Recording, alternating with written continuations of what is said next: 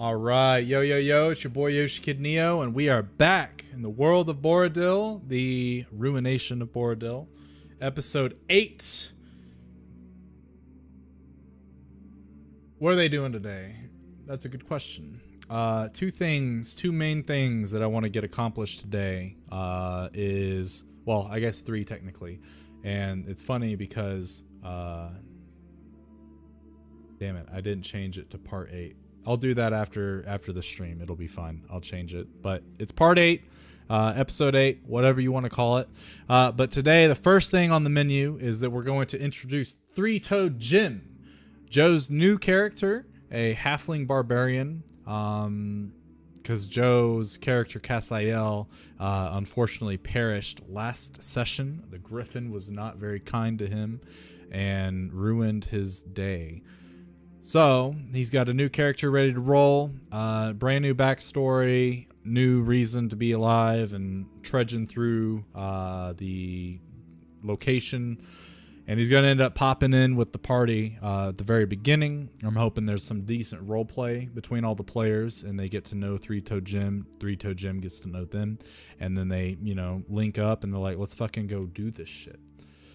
So that's first thing on the menu. Second thing is the NPC, the gentleman that they're with, which I'm leaning towards the name of Jeremiah for. Boto. I just found a better one. Boto is going to be the name of this gentleman. He's going to tell his sad tale about why his daughter is in a coma and where he's headed to and what all he's been through. But more than likely, it's going to be just like the sad tale. He won't get in depth with it unless the party asks him. And then third is that they're going to get to the Empire's capital of Creyate. And essentially, I want them to role play with one of the major NPCs in the location when they first get there. And then after that's said and done, we'll probably wrap up the session depending on the time. Kirsten is going to be about an hour until she gets to join us. She had an appointment she had to do or something. I don't remember exactly what. I don't ask questions, but she said she'd be about an hour late. So we'll just, Trina will just be chilling in the cart, eyes rolled in the back of her head, communing with her goddesses or some shit like that. So hope you enjoy. It's going to be very RP heavy. So let's begin. Okie dokie. So the last time we left our heroes, you guys had fought what is known as the Royal Griffin in these parts, a mystical beast of savagery and cunning and pure strength. The fight was decently one-sided, I would say. You guys being 5 of you versus the 1 of it. But even in that one-sidedness, it was able to overcome and not only take the life of one of your members, but escape with its own life to possibly get revenge again, if it wants to. There's no telling what this creature will do, but time will tell.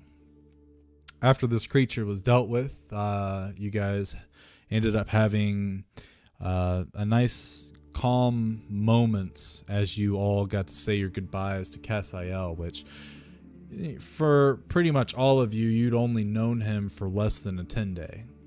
So you didn't really get the time to develop strong bonds. In fact, you guys had just had a falling out days prior on how the party functions as a group and how each of you as individuals function in terms of like Cassiel's vision of trying to do good and everybody else just kind of be like, whatever. So even though you weren't the best of friends just yet, it's still sad that, one of the guys that you've been with for the past few days, learning about and getting used to being around is now gone. So you all said your goodbyes.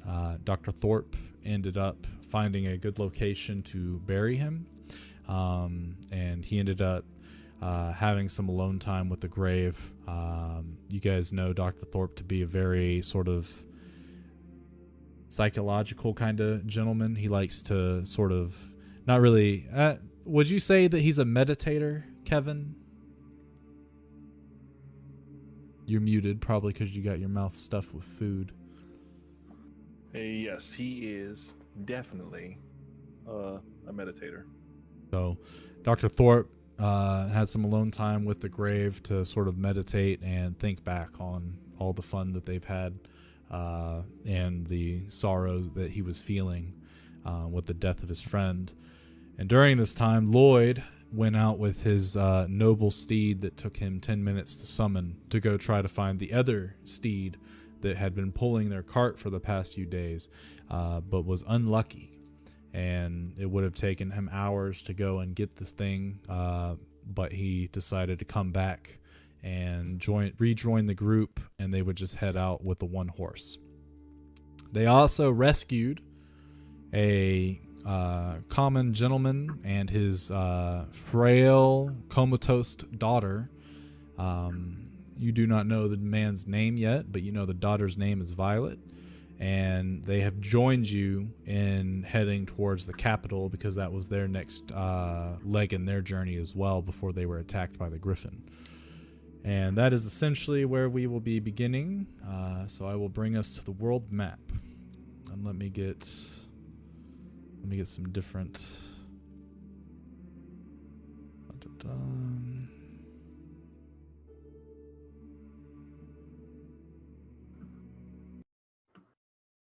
Okay, so as you guys finish saying your goodbyes to Castiel, you ended up going through the whole thing with Uriel, one of the archangels from the upper planes, saying how Castiel's not done here. He's got other things he has to accomplish before his soul can actually rest.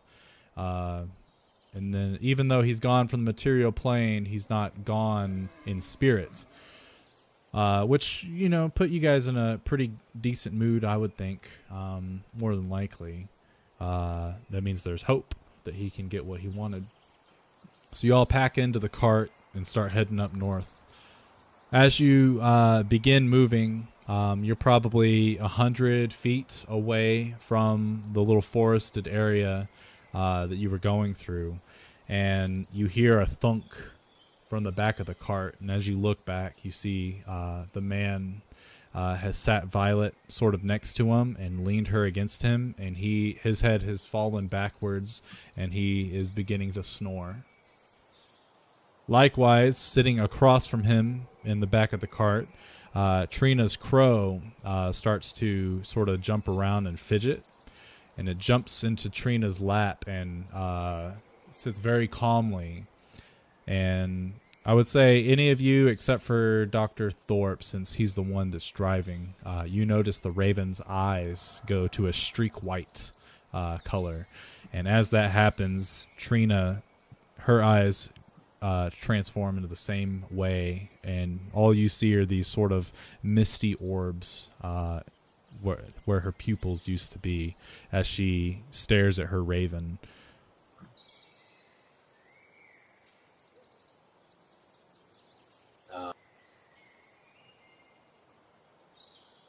I get up to nudge her. And as you nudge her, she, like, her head rocks back and forth, but she does not move otherwise.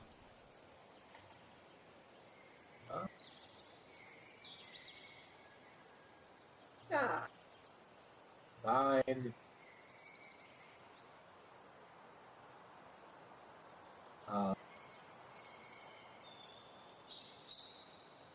I look over to our residential man in black and ask him, is he seeing what I'm seeing?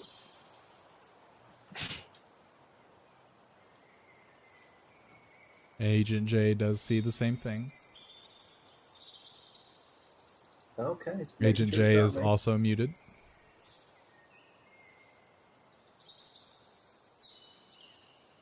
And Agent J just looks at you and nods. Hold on. So what was said? My volume was too low. Oh, you're good. Are you seeing what I'm seeing too? Oh, because He said I saw it, so yes, I see it. okay. Okay. Well, hope she'll be okay then. And I inform Dr. Thorpe that we have multiple comatose people in the back of the cart now. I shoot a glance over to Trina with familiarity of it. So I've seen her do that before, right? Correct. Yeah, I just look at him, shrug, and just continue holding the horses. All right.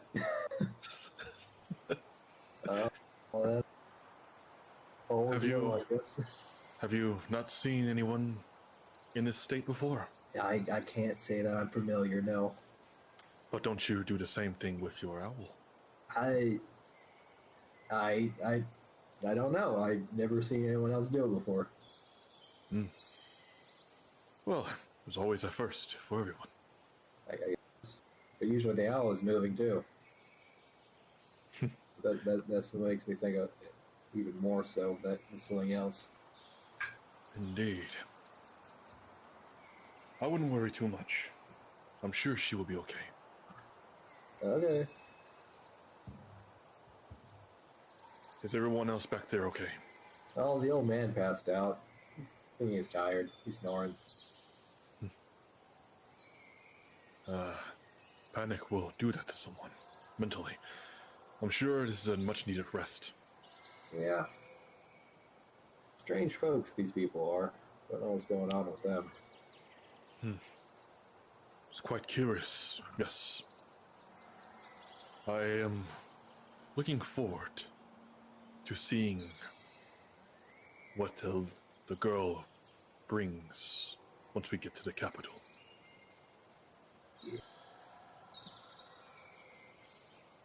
Looks like they're cursed, from what he says, so that's never really bodes well. But, we'll see. Yes. Don't know much of curses. Hopefully, someone would know more than what we know currently. Yeah. So, how much longer do you think we got? Given the speed of the horses, I would say about 4 days. Given that we stop.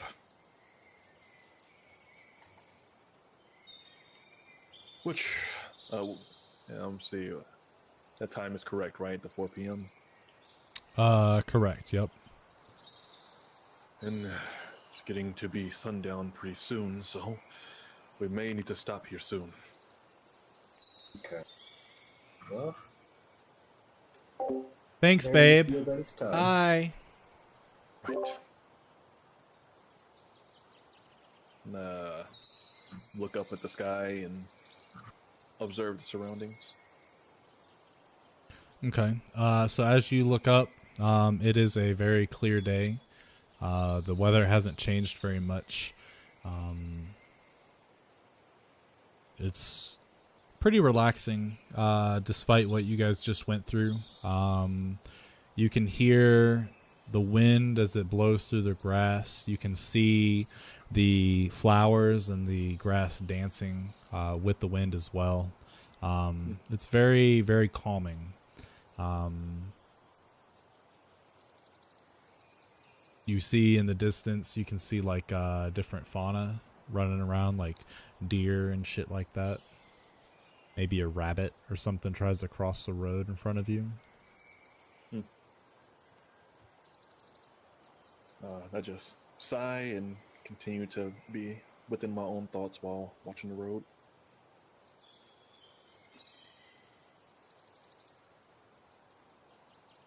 I just tell my owl to sit on top of the cart and to periodically do a little fly around.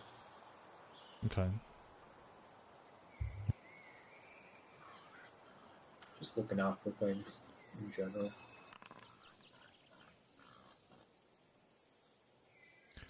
All right. So, yeah, nothing in particular pops out from what you guys are noticing. Like, it seems that the worst thing in the area right now was that griffin. And I guess go ahead and all of you can roll me a nature check, including Agent J.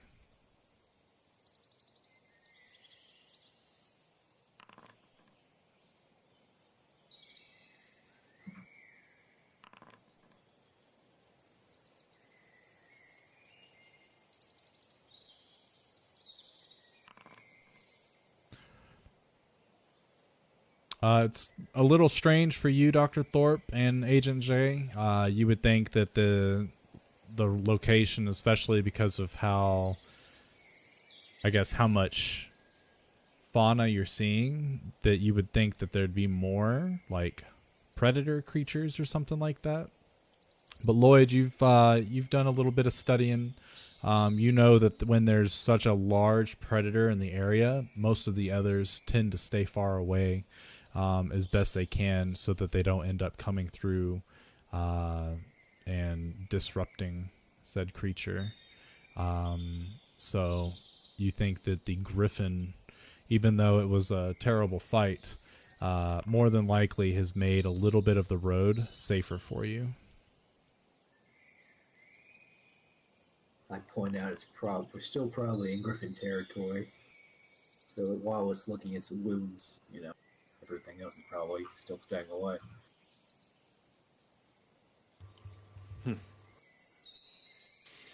Well, hopefully we don't run into any other mishaps on the way. Slow us down greatly. That would be ideal. Especially like I shoot a glance at the commoner gentleman. Especially being let loose one horse. Yeah, we not ideal. Well, if we can make it to the capital in one piece, maybe there's a spot to buy another horse. Yeah, we could use a couple more maybe. I think I fixed your battle axe there, Joe. For some reason, your proficiency status was not checked off on it. Okay, cool. I'm putting the wrong piece of the macro on here, I think. So when I drag that in there, it's every time it's asking me to, I'm getting a pop out. Is that normal? I don't know. I mean, a pop up that says, "Here's your formula. Do you want to do advantage, normal, disadvantage?" That probably means that it doesn't sync well with like better rolls for some reason. Let's see. Well, when I drag it to mine and swing it, it seems to be fine. I would try dragging it from your character sheet to your little macro bar. See if that fixes it. Same thing. I might have to log in as you and to see what exactly it is. It's not a big deal. Yeah. Really, at this point. But and also you see that it's only adding a +2 there. Now. It's because you're doing Great Weapon Master, so it's subtracting 5. Oh, duh. But that's still wrong. No, it's not. My bad. Yeah. No, it's correct. It is correct. Cool. Thank you. Anyway, continue.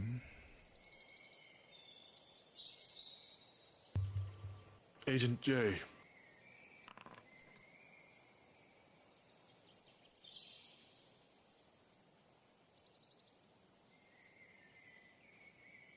Good talk.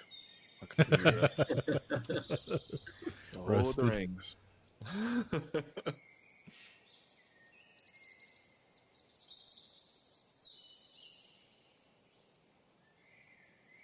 I had a question. I guess that question can't get answered.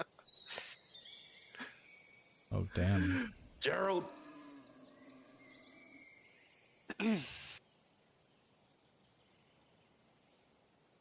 Well, never mind. Yeah, we'll come back to that, I guess. As you continue on for about an hour or so, you start to hear movement in the back of the cart, and you can see the gentleman.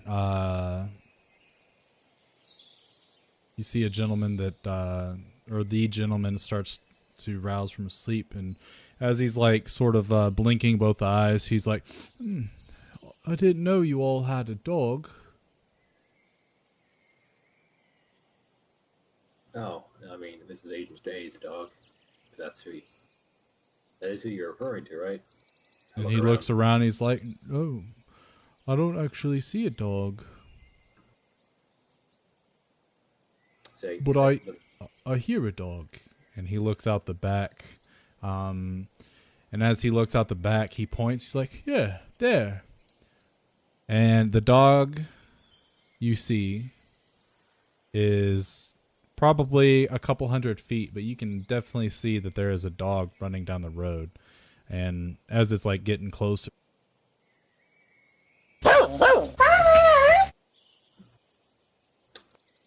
Is it by chance Agent J's dog? Agent J doesn't seem to have his dog currently out. You do That's not. not our You, dog you've over seen there. you've seen him cast the spell before, and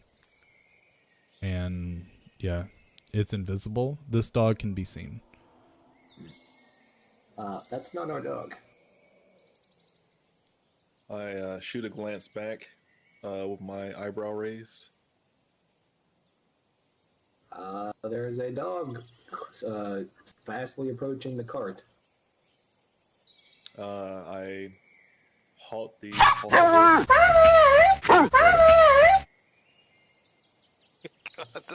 Making a ruckus at us. Yeah, Is it really that loud? My bad. Let me turn down the volume of that mic. I think usually it's okay. I think that's a loud bite. That's so much better. Okay, cool. Yeah, I had it, I guess, turned up. So as this dog is running, like, you know, the dogs are typically probably just around the same speed as a horse, but this dog is gaining on you, and it's actually gaining on you really quickly. And you see that behind it is like a pretty decent dust cloud that it's leaving in its wake. And as it begins to come up on you, it sort of dips to the right and runs straight past your horses. And go ahead and all of you roll a perception check for me.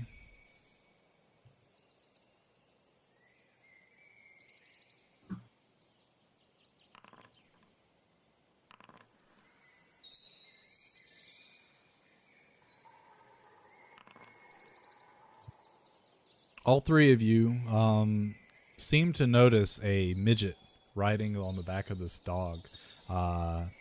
You can't really exactly tell what it is that he's wearing or anything like that, but you can definitely see that he's got a big-ass axe strapped to his back.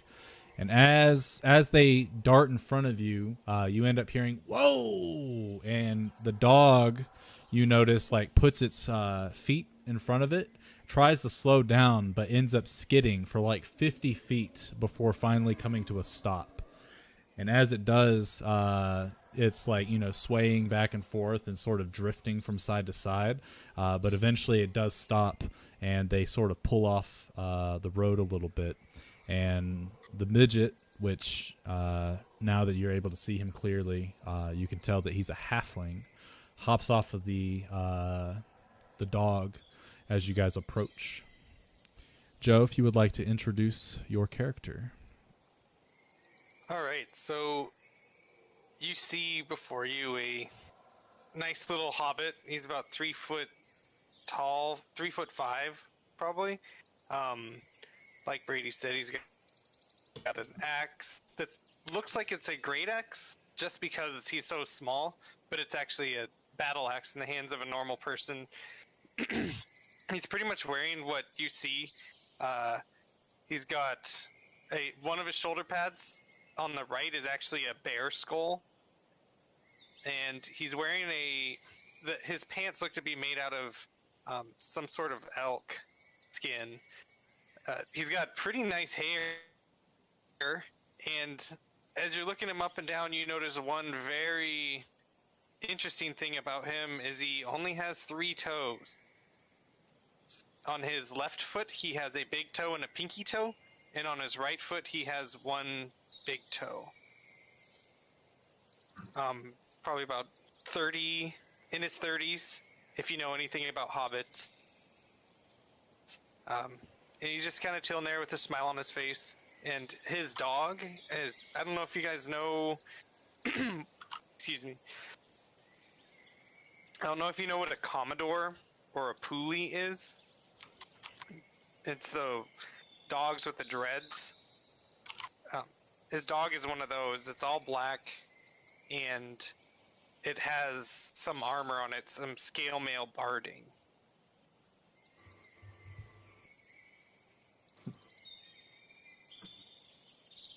I'm trying to get the picture of it, but for some reason it's giving me an error, so I might have to re-download I it. can just post it in the chat.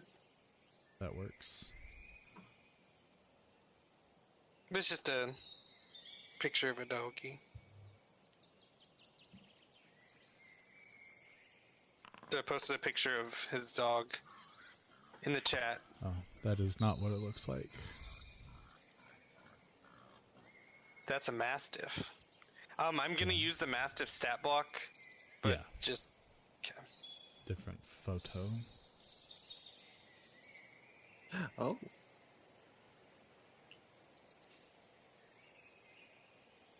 So as You you know guys what's approach, the halfling is standing there and he's looking up at you guys. He's probably about the height of one of the wheels of the cart. Very short gentleman. Oh, you also notice I am absolutely ripped for a halfling. As we're approaching, I like slowly start slowing down to a stop. So I'm like, essentially like There you go. 10 feet in front of him. And the dog is just sitting next to the halfling, probably a little taller. Yeah, he is taller. His tongue is like probably like damn near half a foot, and he's just like breathing heavy.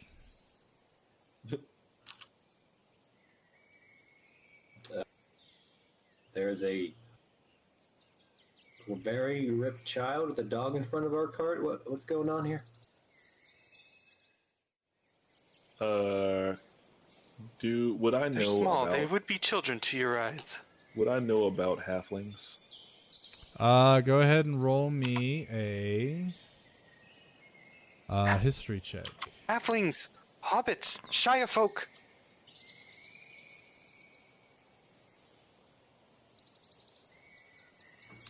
So your history on halflings it's very broad. You know that they are probably one of the shortest humanoid races. There are probably like fey creatures that are obviously smaller than they are, but out of the major races, they are the shortest, the smallest.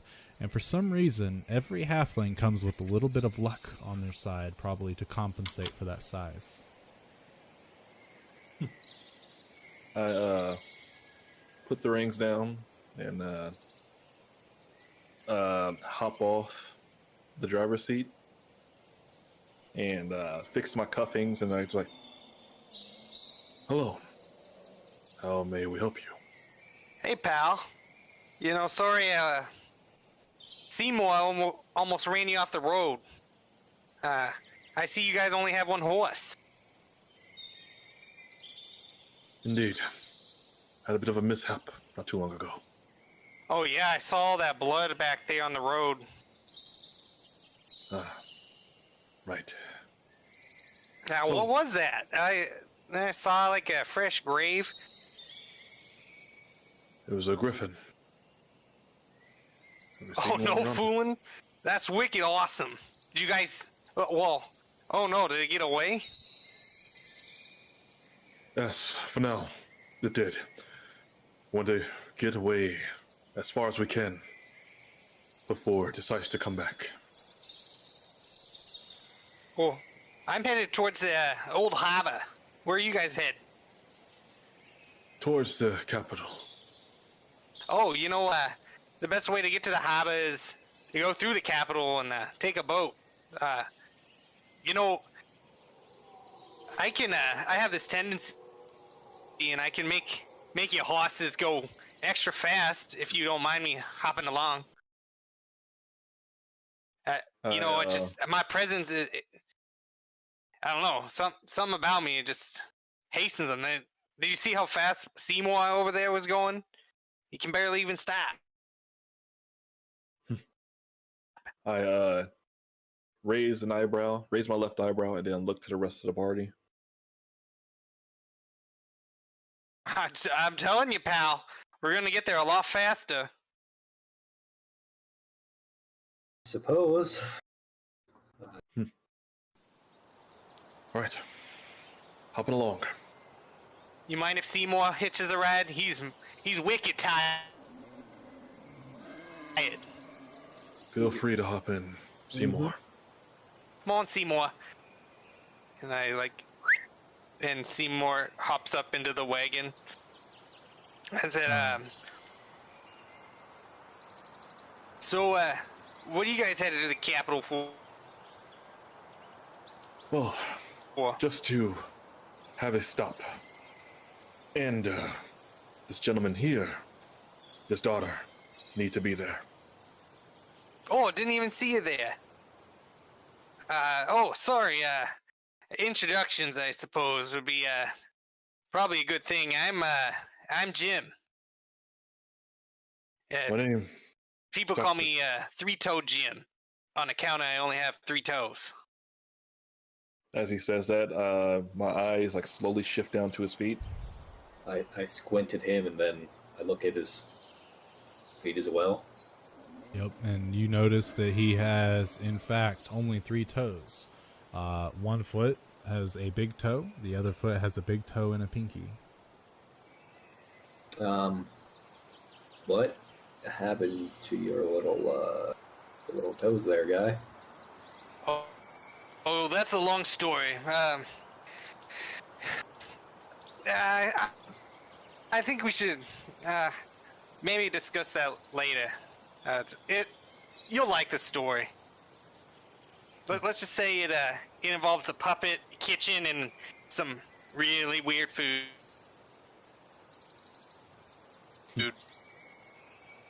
Would you like assistance getting into the cart?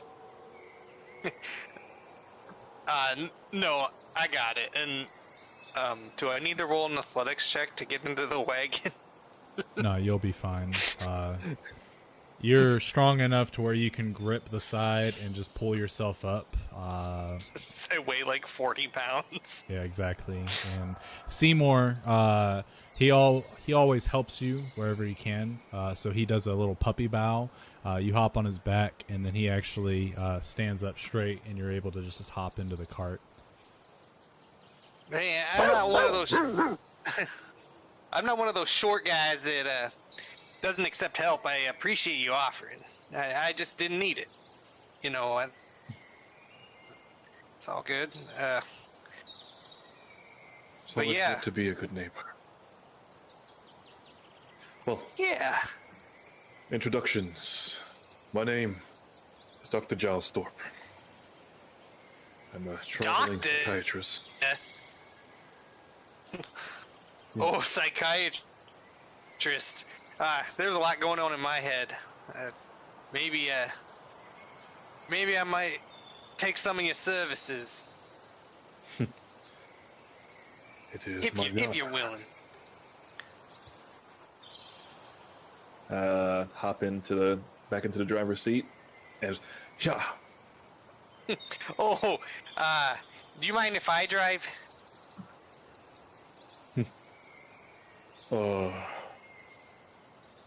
Sure. Alright, so I take the reins and my head's barely peeking over. I assume this wagon has that little footrest thing that kind of comes up and over, like most wagons do. And if you're looking from the front, you just see my eyebrows and maybe the tops of my eyes. But I flick the reins. Yeah. And Brady, I suppose you can describe what happens. So as Three-Toed Jim yas and the horses start to go, you can tell, especially you, Dr. Thorpe, because you've been in control of these horses for the past few days. You notice that with very little effort, they pick up speed, and it's almost as if they are being guided along by the wind itself. You feel the backdraft of the wind blowing against the cart, as if it's making it easier for the horses to carry, the horse to carry the weight of the entire cart. And as it begins to get to its gallop, you notice that there's this sort of shimmer of green energy every now and then around the horse.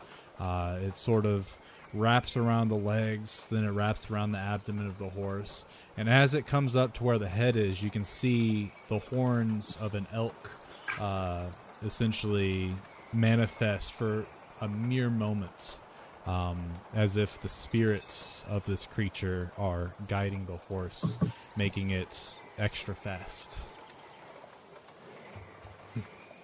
Fascinating. You see that?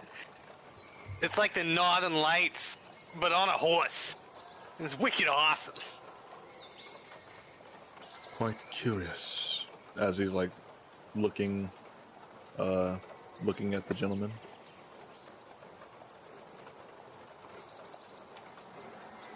And So yeah, as he probably get there twice as fast.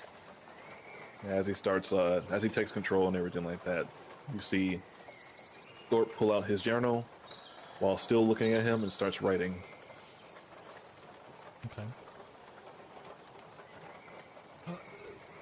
So, do you think that it won't take 4 days for us to get to Creyate now with our new companion?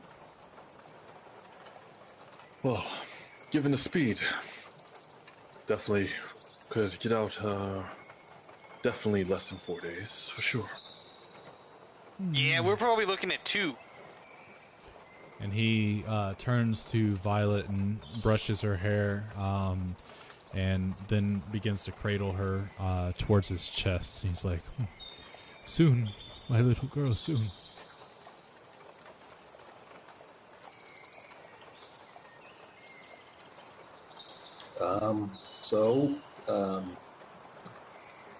Jim? So, what's your name? Yeah, whoa. Oh. What's his deal? You need to take a stop at one of these clothes shops. Get you some new clothes. You're looking a little outdated. Are you talking about Lloyd and his... I'm talking about Agent J. Okay. Is Agent J back? Yeah, I'm back. Can y'all hear me? Yes. Yeah. Oh, okay. Like, were you, like, saying that in a funny manner? Like, am I picking up on the sarcasm there, or no? Not really sarcastic. I haven't ever seen clothes like that before, so they look outdated. Outdated? Boy, I have you know, this is some of the finest material that they offer up at the agency. Talking about outdated. Like, you're trying to set a trend. I see. Good luck with that one, buddy. not setting trends. It's just what it is. Hey, you know, I ain't gonna judge. I just different is all. Well, you know. I mean, I'm not even wearing a shirt or shoes, so. And you have 3 toes. How's your balance? How do you balance with that? Really well. As you look at his feet, you can tell that it's not the dexterity of his feet, it's the sheer muscle power that he has that keeps him balanced. I reach into my bag and it's like, hey, you might need these. You might end up scaring a kid or something like that. And I hand him some socks. Hey, you see me like kind of shuffle, and I pull out these the nicest socks you've ever seen in your entire life.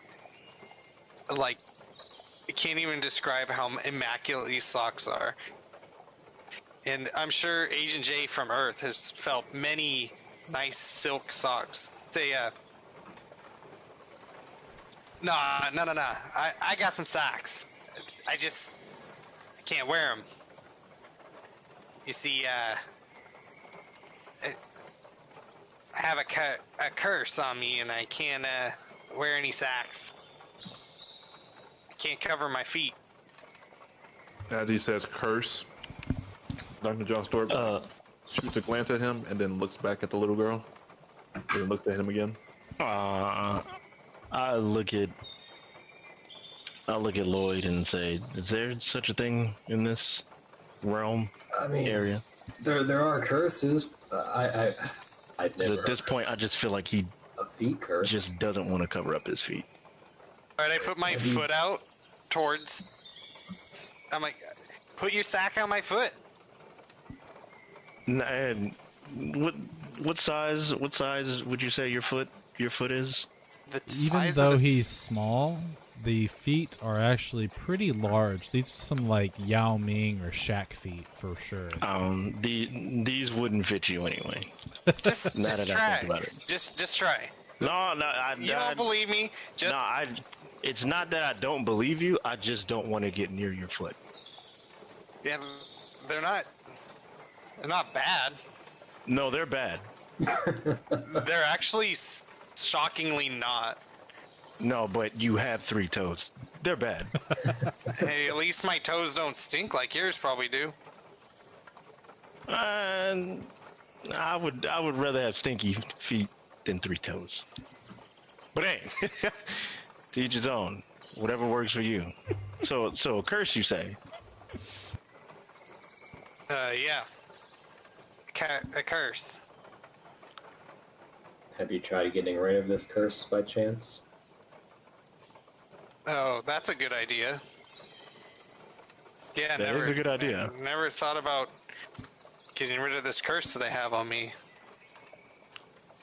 Is this sarcasm, or have you actually tried? Yeah, it's sarcasm. Like I've seen a lot, but nothing like that. I actually know somebody in like Miami. They actually call them Dr. Miami. And like they're really good at like getting stuff like that done. You should check them out after this. So, when someone tried to remove your curse, what's happened? Anything or nothing? No one's tried to remove it yet. I haven't run. I don't know if you guys know this.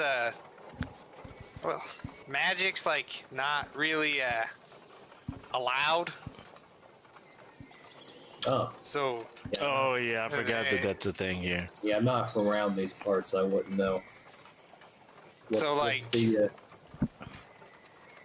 it's kind of hard to remove a curse when no one can remove curses. So that Just, sucks then. A caveat real quick. The history checks that everyone did, except for Agent J, you guys do know that the Thurian Empire, which is the current location that you're at, it's not that all magic is abolished and looked down upon, it's that anything arcane, anything not divine or given by a god or goddess is seen as perverted and not meant for this world. So usually in these parts, like in the rural areas, like there's not really many folks that are looking around. But as you get closer and closer to the capital, especially Dr. Thorpe. Dr. Thorpe, you know this because you've been here before. You've seen the things that they do to those that openly practice arcane magics. And usually it's not good at all. If it's not a life sentence and imprisonment, it's death. That's serious.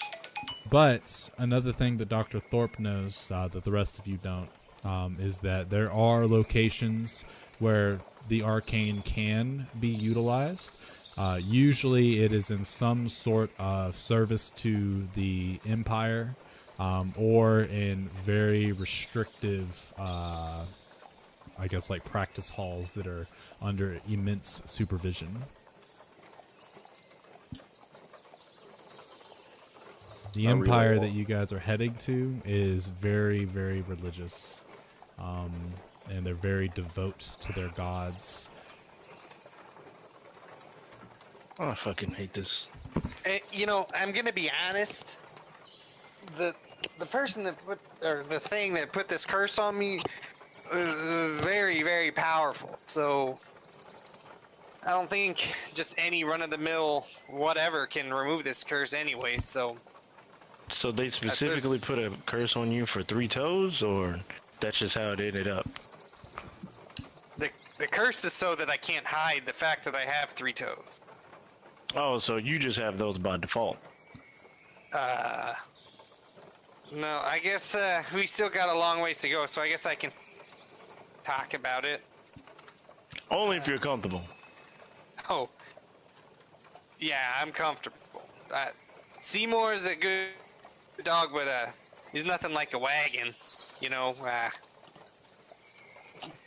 Pretty nice. So I think, you know, usually I tell a different story, but I think you guys might get the real story. I lean close to him. Brady. Like in anticipation. All right, what's up? Should I wait for Kirsten to tell the story? No. She sealed her own fate, so she can watch the. She can watch Okay. the. Yeah. Or she can video read my damn story if she wants to. Yeah.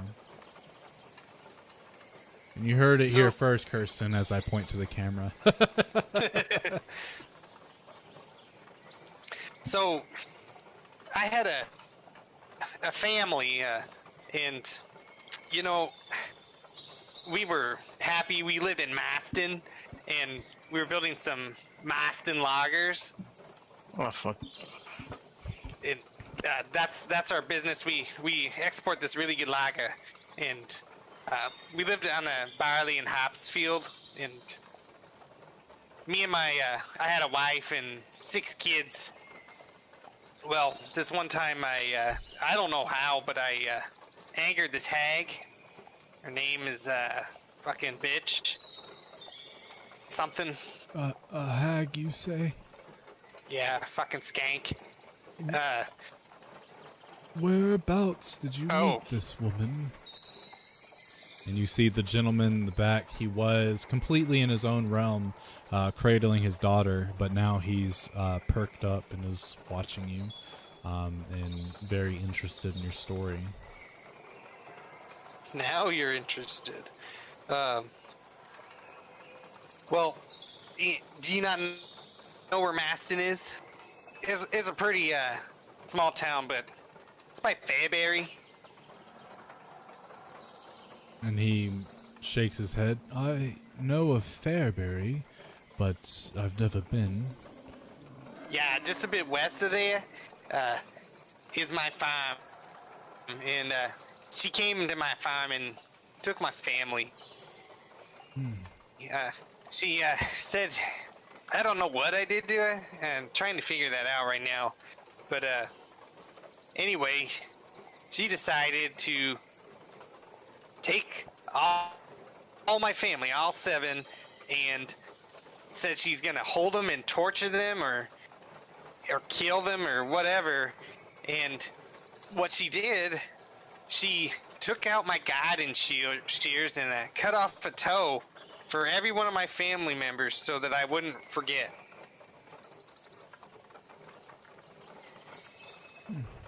And That's kind of awful. I'm sorry to hear that. yeah, it's pretty rough. And then she said, just so you don't forget, even though I obviously am not going to forget, she bestowed that curse on me so that everyone that sees me, of course, sees my toes and has to ask. So usually I just make up a story. But you guys are a little nicer than most people are. But I'm kind of like playing this game with it, you know, in her eyes, I suppose. She hid all my toes across the continent. And all 7 of them, and I'm supposed to find them. And if I find all 7 and defeat the challenges at each one, I get my family back. So my first clue is in the Old Hobbit. Apparently, one of my toes is there. When did this happen? A couple years ago. Have you found any toes so far? Nah, I got my first clue just the other day. Or, just the other... Oh, Brady, how long? Probably within the last... Did I travel from Moston? Yeah, so it yeah, probably a only month. took you, yeah. Jeez, Boston's a real And that was place. with you looking, so you heard a clue when you went to like literally every harbor town before you finally were pointed in the right direction of this particular harbor town that you're heading to. Okay. So yeah, I relay. Sounds oddly familiar. Oh gosh. You alright, pal? You have a run-in with a hag? I don't actually know, but some of the other things do add up. You see my girl here, Violet, and as you're looking at her, like over your shoulder for a second, you see that this, like judging by the frailty of this girl, it's a miracle that she's still living. Just by how little Oh my god! there is on her bones. But he begins to go into his story, and I come from the trade cities in the desert, Creyate, past the sands of blood, and I used to be quite a renowned merchant, actually, back in my prime, before my wife had passed. It wasn't until I had changed into selling goods of the ancient worlds that I was visited by an old woman who was very interested in a particular artifact that I had uncovered, but being that I had already sold it to a gentleman, or at least promised it to him, I did not go against my word, and she told me that one day that I would regret this decision, and she left. Many years passed, many years, and upon my daughter's 13th birthday, that night I heard a scream from her room, and as I came to see her, there was this creature, this wretched thing, sitting in her window with this scarred skin full of boils and this raggedy gray hair and this very dark purple skin. And it wielded a dagger that was dripping with blood. And in the same voice of that woman, she said that I would come to regret this day. And she vanished. And I went to console my daughter, but I figured that maybe she had fainted, so I tended to her wound. And he shows the, like, right above the knee, he lifts her skirt or whatever, and you can see this, like, it's pretty healed up, but you can see that it's not a very clean wound. It's very jagged, as if this creature had been, like, sort of tearing at it. It wasn't until the next morning that I realized that my little girl wasn't going to wake up, and I couldn't figure out why. And as the days went on, I started to get more and more desperate. I ended up spending my entire fortune trying to find any sort of lead, before I was told to head towards the marshlands. There was a seer of some sort they call the Lady of the Swamp. She lives on the outskirts of the marshland and the Dead Plains. And she God. Oh, God. She had told me that she has seen something like this before, and that she could help me, but it would not be cheap.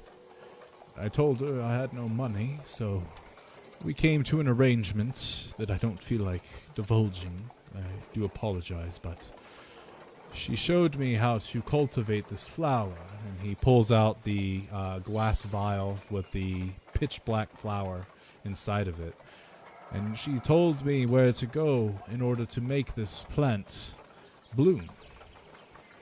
And that once it was bloomed, that just the sniff of it would lift the curse from my dear daughter.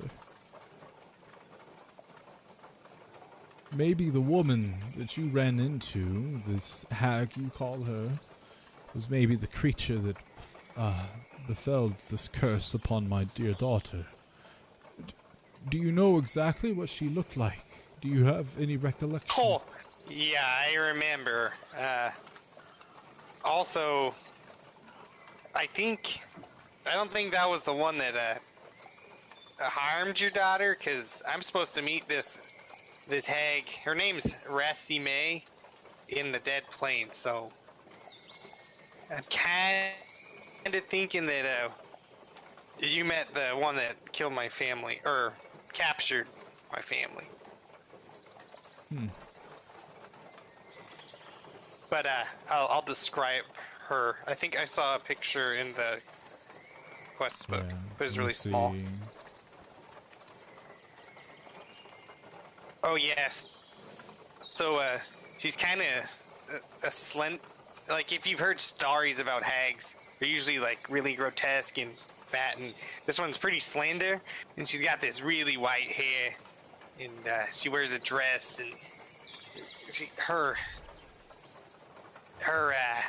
the ends of her hair is like red. Is that blood?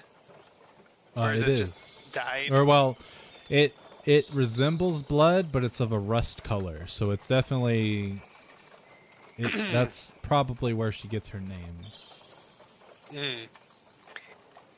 You know, like when iron oxidizes and it gets that rusty, that's the color of her hair.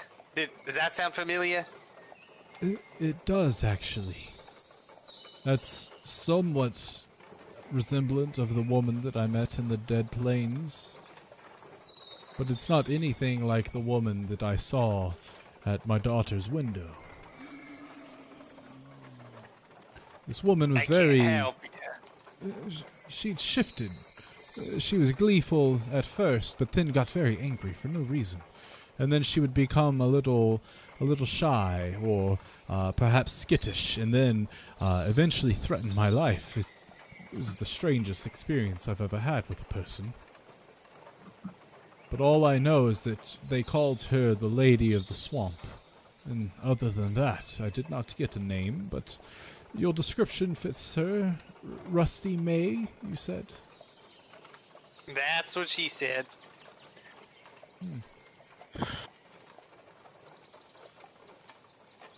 Agent J, if you wish to chuckle.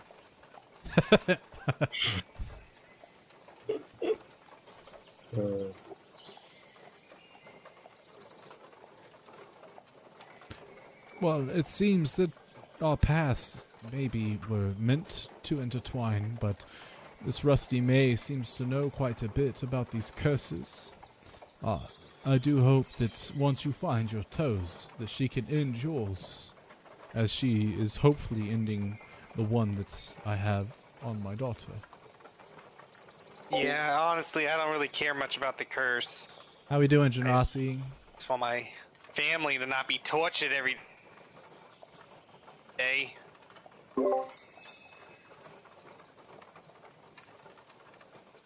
I don't really care if people have to look at my toes. Yes, I feel that perhaps maybe that's not as bad of a curse, not being able to wear socks, but the reminder Oh, every my day. socks! Don't remind me about my socks. I My would think lucky socks. the reminder that your family's in peril, and they have been for so many years. That sounds dreadful. I do not know how you bear it. Yeah, with a smile on my face.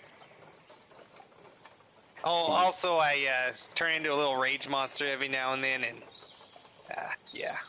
But you know, most of the day is I'm doing pretty all right, but watch out. Usually I can take it out on something that deserves it, you know. Yes, I agree. And as he sort of smiles at you, it fades away rather quickly, and he begins to cradle his daughter again and sort of buries his head in her hair, and you can hear him starting to sniffle. She'll be all right. You're almost there.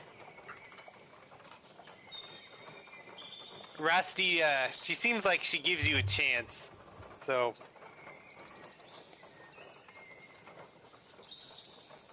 And I guess it's only one daughter. So, you got that going for you. Hello, Kirsten. Oh, look who it is! Well, well, well. You missed so much, Kirsten. Oh, you're good. You're good. You have things to do.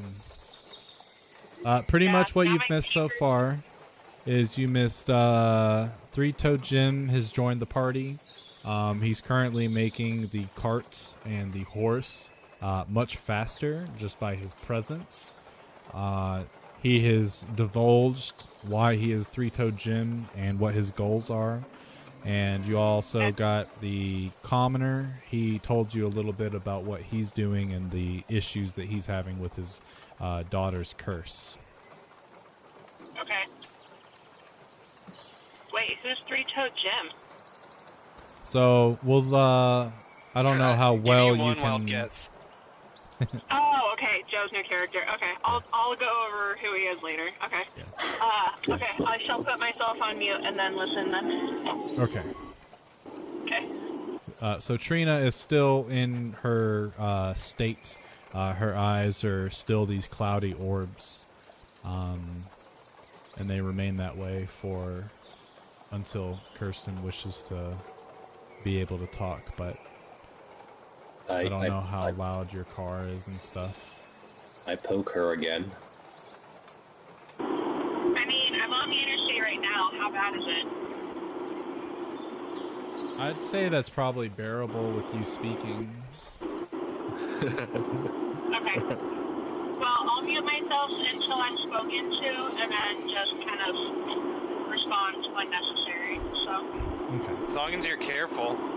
Yeah, true. It's probably. We can just wait until you get home. It won't be too long, right? Okay. Oh no, like 20 minutes. Okay. Yeah. Okay, well I shall listen in the meantime. Carry on. Yeah, as Lloyd pokes Trina, She I lean over, bobbles. Nothing. lean over and look at her still, and then look back at Jim. And just like, so, you're on a quest to find your toes? Yeah. But I guess the quest would be to get my family. So by finding the toes, you find your family. Yeah, One exactly. by one. Exactly. I'm told that there's rewards. Curious. Well, Just part of the sick game, I guess. What about you guys? What do you guys got going on? well, me. I'm simply just a doctor. trying to Janisil, further how his are we doing studies today? And go wherever adventure lies. Is what you'd want me to say, right? Okay. What about you, guy with the pointy hat? Wait, does he, do you have a pointy hat? No pointy hat, but Oh, I know what you mean. the guy that should have a pointy hat? I'm looking for something that fell from the sky recently. Yeah. Down north of here. It was raining for a while the other day. Not the liquid type, more of you've seen a falling star, right? Oh, that's wicked awesome. You're trying to find a star? Something that fell from the sky at night, very bright. So I'm assuming it was something of that nature. Okay. Yeah, I need to find it and study it, and I don't even know what it is. I just need to find it. Okay. And you look at Agent J, the only guy that hasn't told me his name.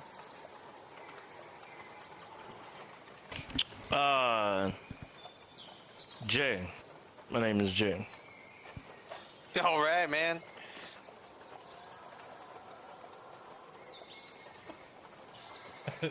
Okay. Well, Look, pal, if you don't want to tell me anything, it's fine. Just say so. What? You just asked my name. This is Jay.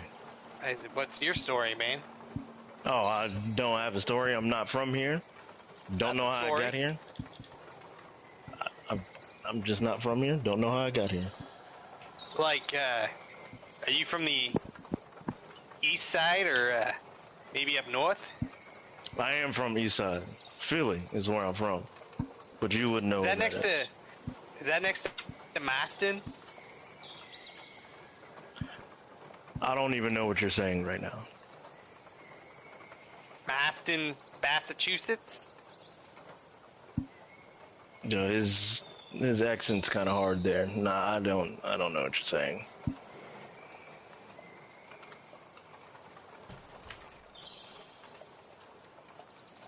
Philly, huh? Alright. Yes, sir. West Philly. Yeah. Go Bears.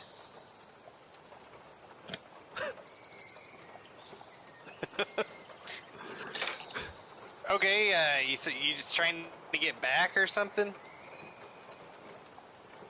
More so. Yeah, more or less. Just trying to find my way back.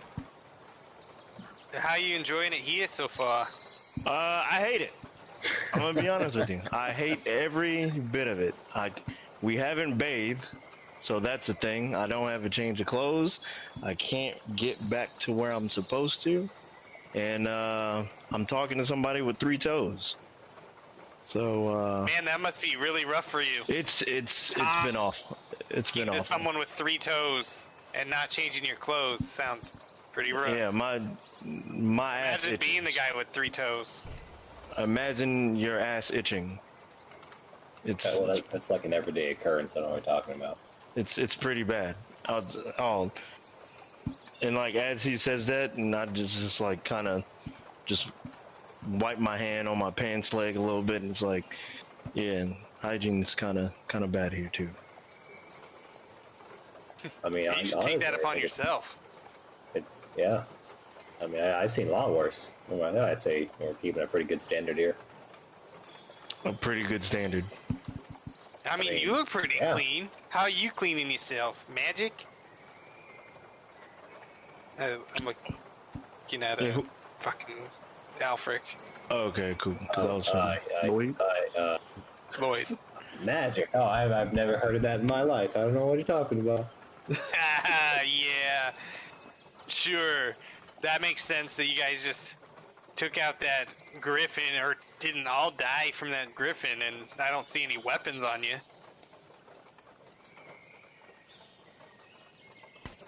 You just punched it to death? Aggressively. I continue to write while observing Jim. Oh, you got a rapier. That's pretty cool. Although you guys look like you could use someone with melee expertise, if you know what I'm saying. So, you fancy yourself a combat expert? Yeah, you might say that. I've been known to chop a few heads here and there. You know, I served in the military and got pretty good with this old axe right here. You know that saying, it's not the size of the dog in the fight, it's the size of the fight in the dog? Yeah, that's pretty much me. I can take a hit and keep coming. Curious.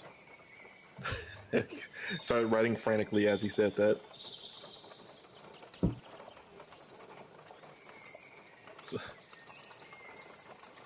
So, why shack with us?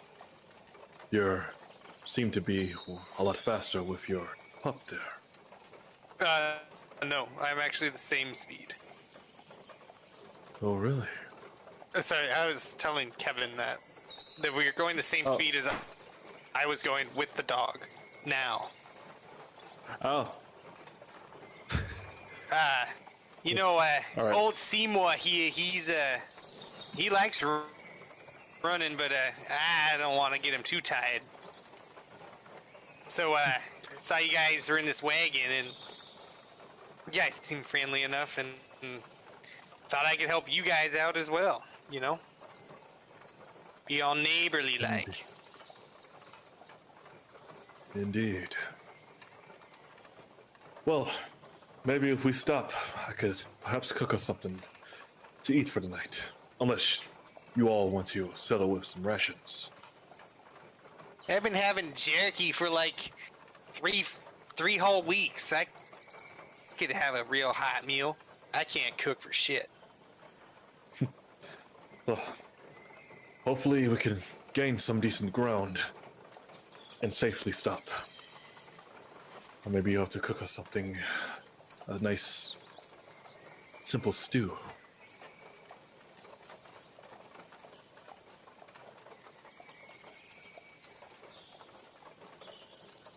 Agent J. I'm down for that. I say it's getting kind of dark at the moment anyway, so it's almost 7. Correct. I think we should probably head in for the night anyway. So, set up camp before it's too late. Yeah, I can pull over. Okay, so as you guys end up going forward, you end up finding a nice sort of flat area that you pull the cart over. You're used to the routine that Lloyd goes through. He begins to put his alarm spell within a nice perimeter around where you guys are going to be to have the cart included, and then he puts up his dome, allowing all of you and the horses to be inside. I'm trying to make it so it's kind of concealed with trees and the shrubbery. Okay. So yeah, I mean it looks like a big ass rock on the outside. It's a little cramped now that you've got a decently sized dog. Actually, no, never mind. You've only got the one horse, so it takes up roughly about the same amount of space. There's a little extra because Three-Toed Jim isn't as big as Castiel was. And you do have Violet and the Commoner with you as well. So it's decently cramped. There's not so like a lot of room to spread out, but it's enough to get a good night's sleep. I noticed how our smelly agent over there is not liking his hygiene, so I digitate him. Hold on, say that one more time. I was typing. I cannot say the goddamn word, Brady. Prestidigitation. Yeah, there you go. Oh, damn well I can't say it. Just sound it out. Press not. digitation. Prestidigitation. My name Tess. My name is Tess. I prestidigitation.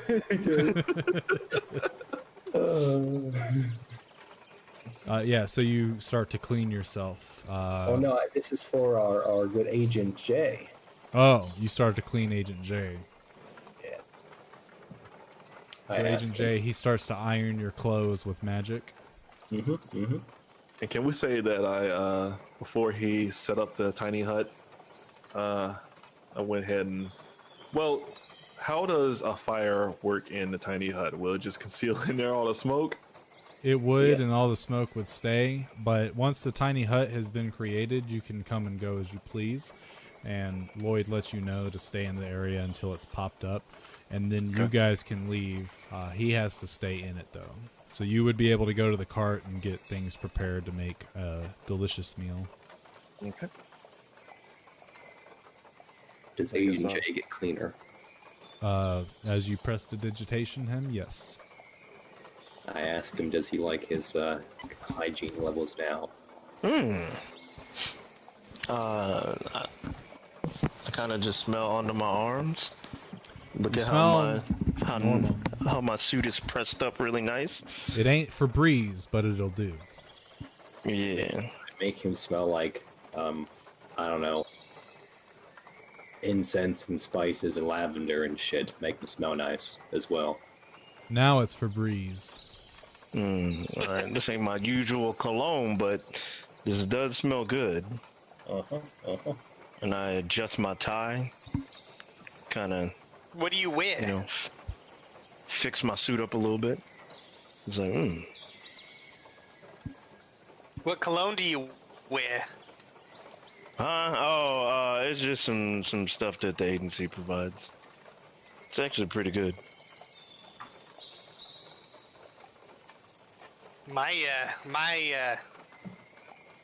I wouldn't call it an agency, but they never conscripted us with cologne. That's some fancy shit. You know, you always got to keep in mind who's or the company you keep. So you always got to smell good on the job, just in case you run into one of the, you know, alien baddies, and I kind of nudge at Lloyd a little bit. You know what I mean? And then reach out for a high five. I mirror what he's doing. All right, you get chuckles and, you know, is like, huh, yeah. Yeah. yes sir, yes sir.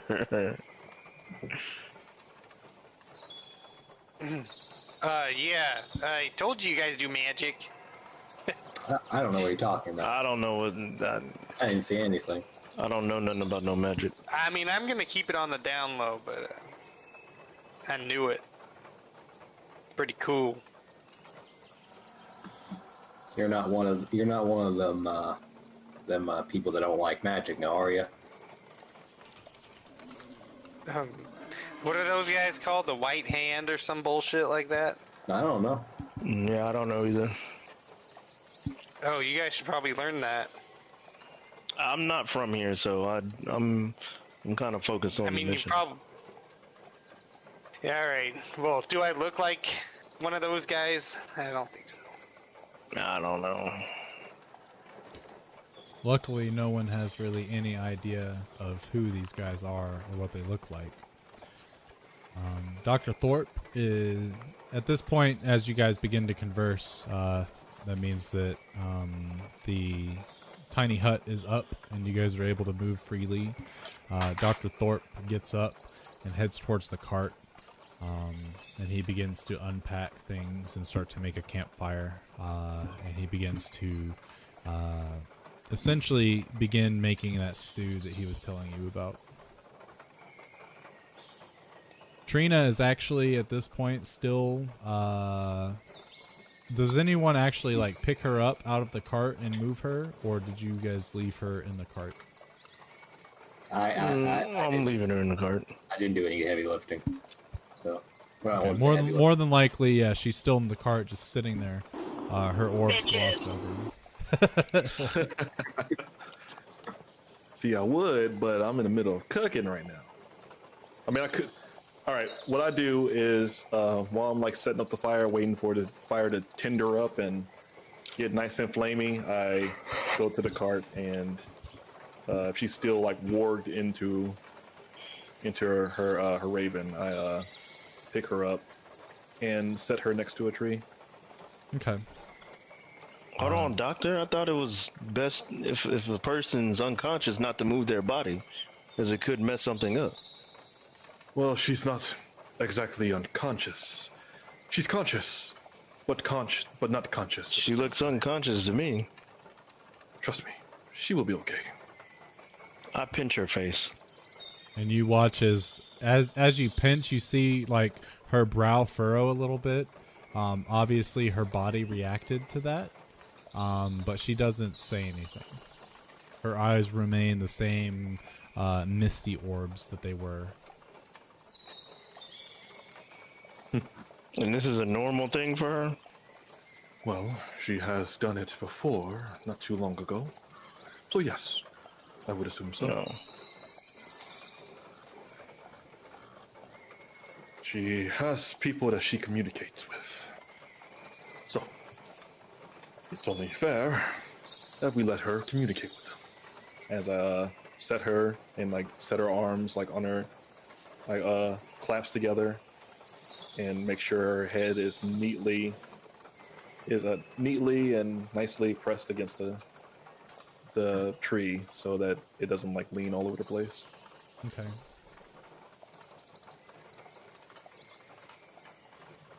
And then I'm assuming her raven is still on the cart too as well, right? Correct. The raven follows her essentially. So like as you move her, the raven instinctively flies up on her shoulder and perches. And then as you're moving it, you notice that the raven is almost like literally glued to her shoulder. Like it does not budge. Like when you start, like you accidentally trip and you try to catch her, and the raven just maintains the exact same pose on her shoulder. Almost as if it's in like a statue form or something. Yeah, I take off my suit jacket and cover her with it while she's still in that state. Roll up my sleeves and get ready to start cooking. Okay. So while that's happening, Joe, you want to do that ritual, right?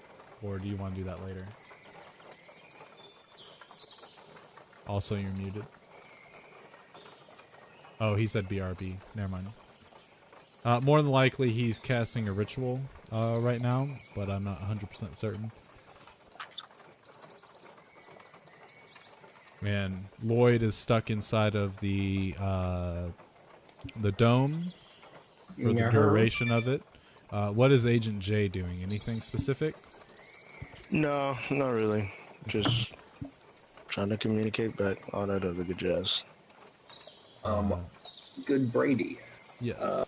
Could I transfer some rings into my familiar? Or transfer some spell slots into my familiar's ring, I should say.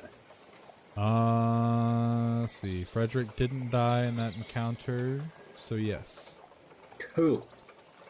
And he said I can put up to... You can 4? do... It can hold up to level 5, or 5 levels of spells. I think they have to be levels 1 to 4. Yeah. I'm reading it real quick. Any creature can cast a level 1st through 5, and it can hold up to 5 levels. So, I believe you used polymorph from it. And sleep. Yeah. Everything should be gone from it. It should be empty now. Okay, cool. It is So an empty ring, so yeah. I was gonna put a sleep and a polymorph in it. Okay. You don't have to cast the spells. You should be fine. Just keep track of what you have in it. Okay. Actually, let me see. I wonder if there's a way that we can mark on your character sheet somewhere. Oh, why are you all fucked up? got fucked up. Look in the bottom left of the map where your tokens are. Like you're bleeding. I think that's from when I was playing around with the thing. I made you take a hit to see if it... Or no, that's just from what you took from the Griffin. Yeah, I got fucked up. That's hilarious. Here's what we'll do so we can know exactly what's in it. Right click on like sleep and click on add favorite. So those little bookmarks, they're going to appear on your attributes page as your favorite spells so that you could cast them from there. So if you end up actually using that function, we'll figure out another way. But for now, we'll know that those are the those are the spells that you have in the Ring of Spell Storing. So okay, I was also just putting it in Frederick's journal. Okay, that works too. Is Three-Toed Jim using the ritual? Three-Toed Jim is muted, by the way.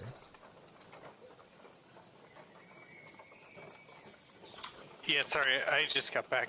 Yeah. Sure, let's do it. Okay.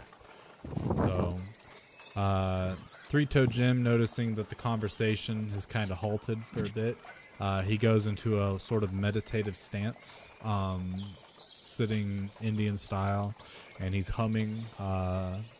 Every now and then, Dr. Thorpe, you can't see this because you're outside of the dome, but the rest of you can see the sort of green energy as he's humming sort of swirl around him in different locations on his body. Ha, hoo, wah, hee, ha, ho, ho, ho. Get the fuck out of here. Mount Wantahakalugi. During that 10 minutes, Dr. Thorpe begins to actually start cooking and putting stuff into the pot. It'll be probably another 10-20 minutes before the food is actually ready. But every time you guys look over there, he's currently like just stirring the pot around. He adds some spices and things like that you guys picked up. And you can smell the aroma, and it smells wonderful. At the end of Three-Toed Jim's ritual, his eyes open, and there's this like sort of greenish primal energy within them. And he takes in a big breath, blows it out, and as he blows it out, it's almost as if that energy fades slowly with that breath. I would say it doesn't smell angelic, but it's definitely, it reminds you of your wife's cooking. How about that? Doesn't smell celestial in any way? No. I don't even know what that means.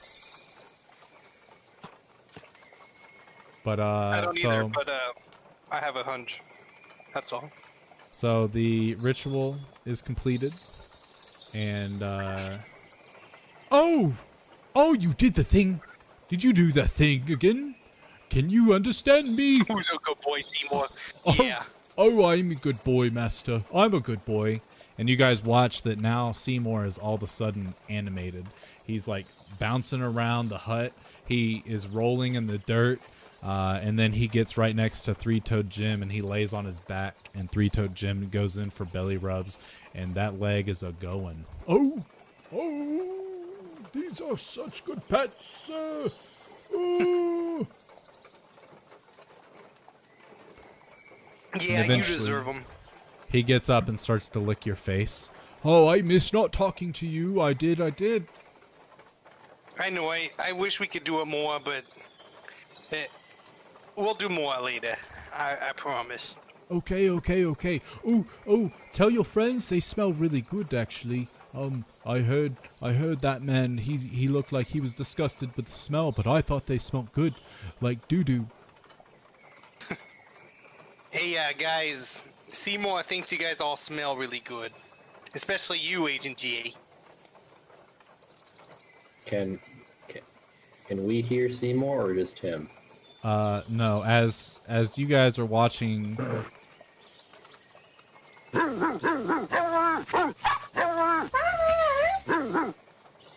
You speak dog? I wouldn't say I speak dog. I can speak with the animals if I perform that ritual you just watched me do. So I mostly use it to talk to Seymour. But, you know, every now and then it's really helpful to be able to talk to the wildlife around. I imagine. He's usually just really excited. Sometimes he deserves it. He's a good boy. Ask him if I can chase his bird friend. Yes, that'd be fun to hunt again. I miss hunting. And the other one, the one that's on her shoulder, and he does the dog point towards Trina. Can I hunt? Hey, Lloyd. What's up? Seymour kind of wants to, I like air quote, hunt your little bird friend there. And as you say bird friend, he goes into a puppy pounce, kind of like a puppy bow, and his tail is wagging along with his backside. And as he says that, Lloyd, you look at Seymour, and you can see that he is looking directly at Frederick. As long as he plays nice and doesn't hurt Frederick, yeah, sure. I want to hunt so bad. Seymour, you play nice. I play what? You don't hurt him, but you can hunt him. I can hunt but not hurt. And he sits chase.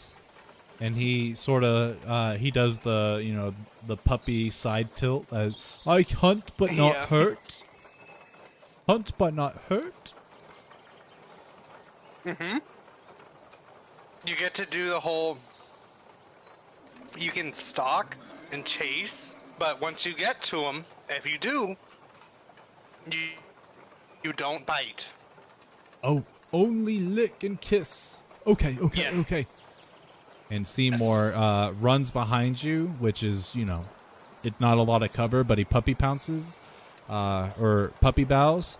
And all you see, Lloyd, is you see, like, from, I guess, mid-back to where his tail is, and you see the tail swinging back and forth. And Seymour tells you, okay, tell him I'm coming. And he jumps over Three-Toe Jim and starts to chase down Frederick. So I need a athletic or acrobatics check from Frederick and Seymour. Okay. And I don't have. Is there a Seymour sheet? There is, but there's something wrong when I try. I'm just going to import the Mastiff. Okay. So eventually I'll change the Mastiff's name and stuff like that, but it should be in player pets. I see it now. I just say I think to Frederick, try not to let him catch you. Make it a challenge for him. So you want me to do acrobatics check? Correct.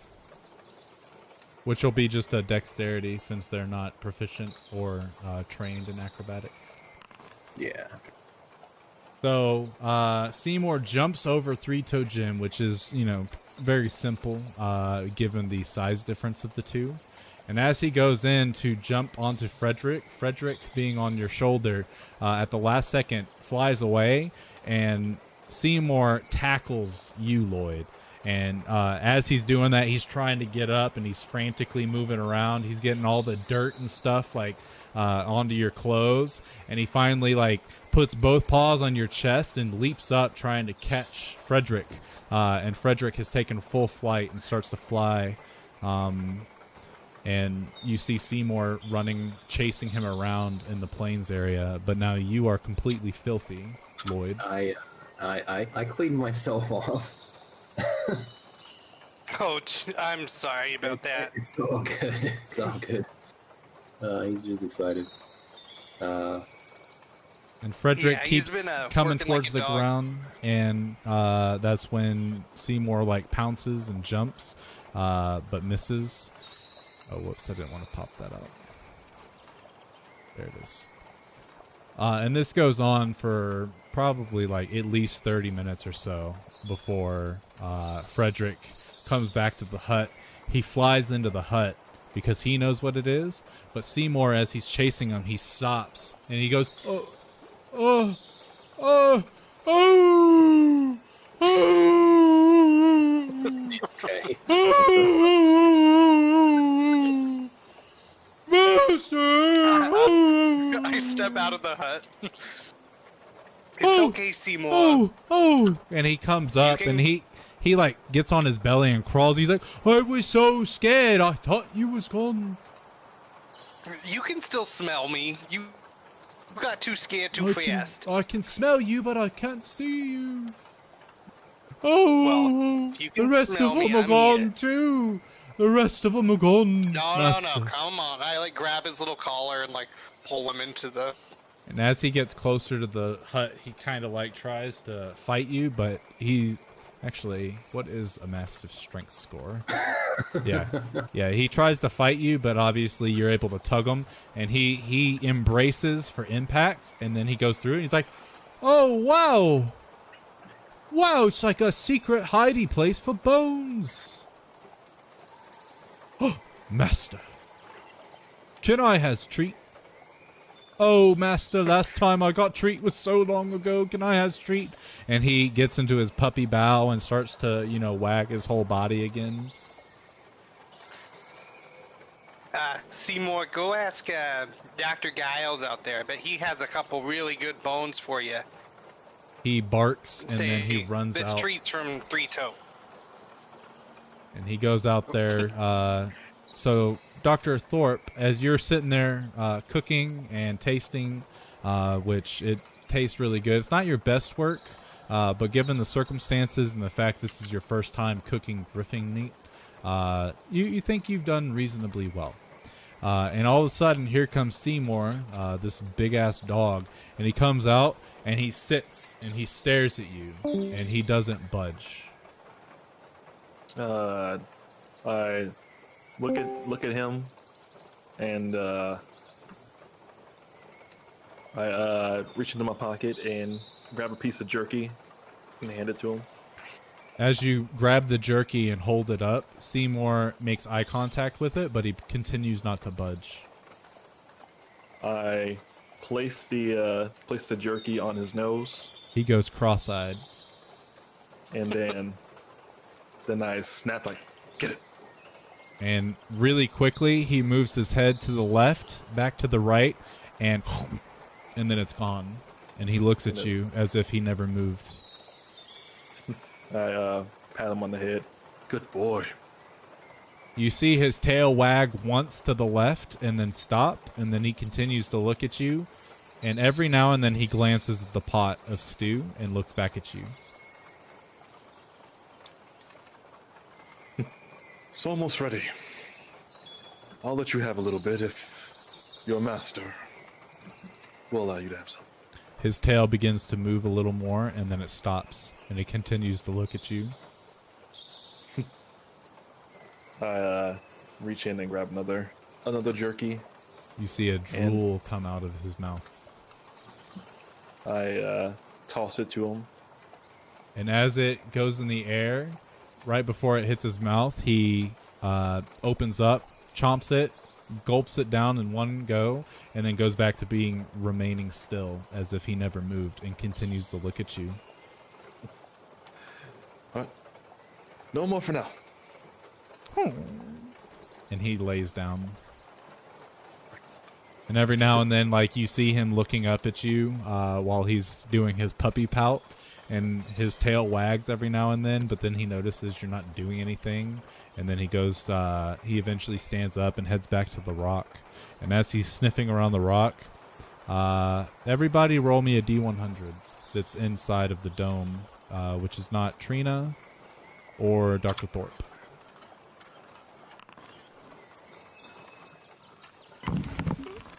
I'm in the dome, man. Also, you're on private roll still, That was weird. Joe. Weird. Think. Okay. So as Seymour comes around, he's sniffing. He finds a spot. He lifts his leg and he pees on Three-Toed Jim. And the stream just comes through the dome as if it wasn't there, and Seymour doesn't seem to notice.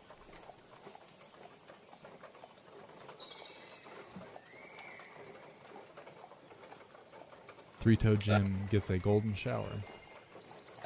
Seymour! Oh, Master, where are you? I don't see you. Oh! Remember, it's the rock. You gotta go into the rack. He goes to the rock and he starts to sniff and lick it. I can't. It doesn't move. Shake with the rack. And he puts a paw and it goes through. He's like, oh. And he comes inside. Oh. And then he looks at the pee spot and he buries it. And then he begins to lick you where he peed on you. I clean.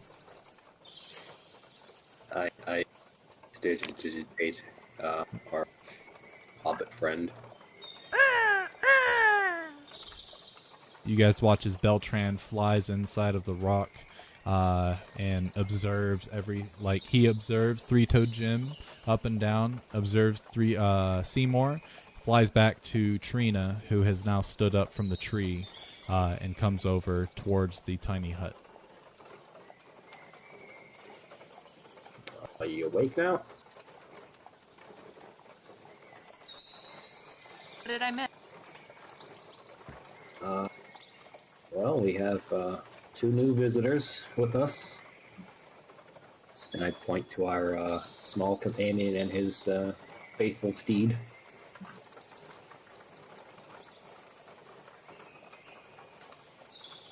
I think that's exactly what I called him in my backstory. I said trusty steed. For not greeting you when you joined us. My name is Trina, and this is my raven, Beltran. Hey Trina, I'm Jim. And this is Seymour. Hello, Jim and Seymour. Yeah, people call me Three-Toed Jim. On my count, I only have 3 toes. I bet that's an interesting story.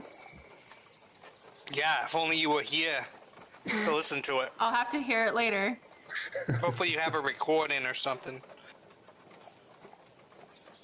Who knows? Beltran can tell me. He probably... Yeah, there you go.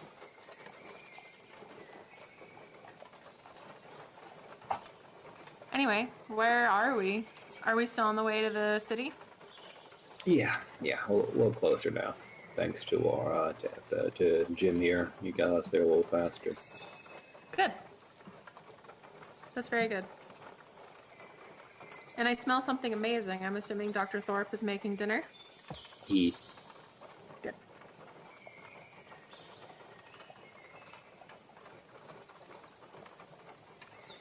Soup's up. Dr. Thorpe, you take the final taste test and your stew is ready. Wipe my hands and then wipe my hands with a napkin that I have and walk towards the tiny hut. Well, everyone, if you are hungry, stew's ready. Thank you, Dr. Thorpe. You are awake. Glad to have you back. Thank you. Walk back out the tiny hut and start filling bowls. I will follow, and I want to take a bowl. Seymour rushes in front of you and sits, and he stares. He's perfectly still, and he stares at you, Dr. Thorpe, and every now and then he looks at the ladle as you begin to pour the bowls, and then he looks back at you. I'll look towards Jim. Oh, is it okay for him to have food like this? Of course. Of course. Very well. Ladies first. Hand Trina the bowl first. Seymour puts a paw on your arm as you do that. And then, Seymour? But I'm hungry. It's not your turn. Oh, And Seymour, you hear the notable as he looks down, but then he straightens back up and gets still and stares at you, Dr. Thorpe, and looks at the ladle as you begin to pour more stew, and looks back at you as if he never looked at it. I pour a bowl, and then I sit the bowl down on the ground towards Seymour. And he stares at it and stares back at you. And I give a gesture like, oh, go ahead. And he turns around to look at Three-Toed Jim. Okay. And he looks down at the bowl, and with one swoop, and he looks back up at you, Dr. Thorpe, as if you haven't given him anything yet, looks back at the bowl, and it's empty, and looks back at you. I proceed to pour another bowl and hand it to Three-Toed Jim. And he puts a paw on your arm as you do that. Wait till everyone has received their bowls. Then we'll see if there's enough to give you a second. Seymour? Oh. Do you have any bones from the stack? No bones this time. Well, actually, this time around, I hope you don't mind Griffin heart. It's the only meat I have currently. But... Sounds exotic. Yes, we used a bit of muscle back in town from the griffin that we slain earlier. But, I hope it is to everyone's liking. I continue to pour bowls and hand them to the rest of everybody else. Well, hopefully you injured their mother pretty bad because smell of her children's hat wafting in the forest probably isn't the best. Then, guess we'll have to have a round 2 then, huh? And I shoot a smile. And then I hand a bowl to Agent J. Hannibal hands a bowl. Poetic. Does Agent J take the bowl? Yeah, I'll take it. All right. And then hand the bowl to Lloyd. Thank you. And then I hand a bowl to the gentleman and his daughter. And he takes it. One bowl should be fine. Very well. I hope it is to your liking. And he nods and says, "Thank you very much for your, for the care that you have shown me and my daughter. It is no problem at all. I wish that there was a way that we could repay you somehow." No. More hands is more than enough. Now, hope it is everyone's liking. It is Griffin heart with carrot and potato and some seasonings that I've collected along the way. A little basic, but it would get us by and fill our bellies for the night. It is much appreciated. It's probably better than anything the rest of us could make. And grab Seymour's bowl and fill it again. And put it back down the ground for him. Slurps it up real quick and looks back at you as if he never got any. And he actually takes his paw and nudges the bowl towards you a little bit and looks back at you. I make myself a bowl. Yeah, he's never satisfied. Just I see. Well, if there happens to be any left after we have done eating, then maybe I could give him the rest. You watch his tail wag once. And then I settle down and place a napkin on my thigh, on one of my thighs, and like close my eyes for a little bit and like taking in the aroma, and then start slurping. Okay. And yeah, it's a decent meal, especially with the toughness of the griffin heart. Obviously, the griffin, from what you guys faced, wasn't a super big creature, at least not compared to its mother. but it was a very strong creature, and you can definitely taste that with the chewiness and with how tough this meat is. But it's still like the spices and the broth definitely make up for the lack of tenderness.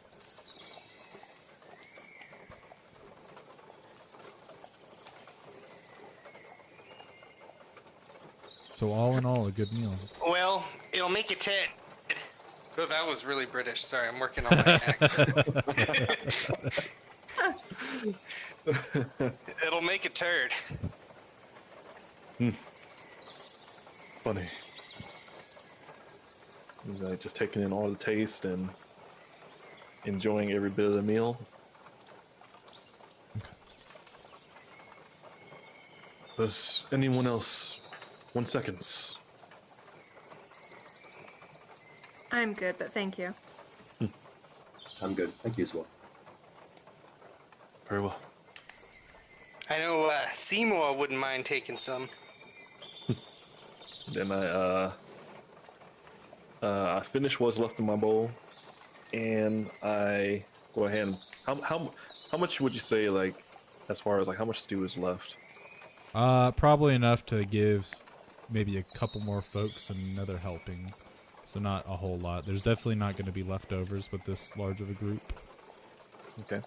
I pour the rest of it in Seymour's bowl and my bowl, and put my bowl down there as well. Have at it. And Seymour, his tail wags, and he looks back at Three-Toed Jim. Okay. And he slurps it all up. This time it does take him an extra second because there are 2 bowls. But then he looks up at you and remains still as if he hadn't got anything. Okay, Seymour, that's it. There's no more food.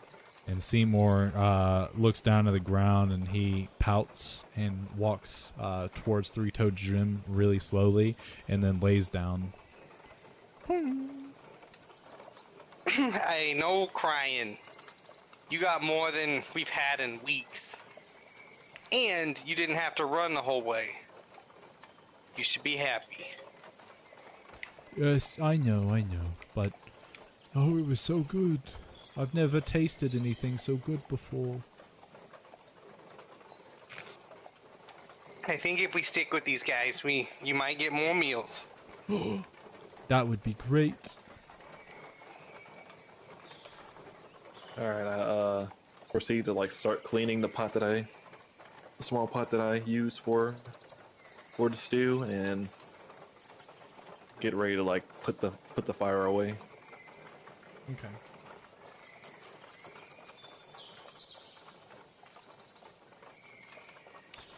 So as he's doing that, is there anything from the party that they would like to roleplay? Especially now that Trina is back.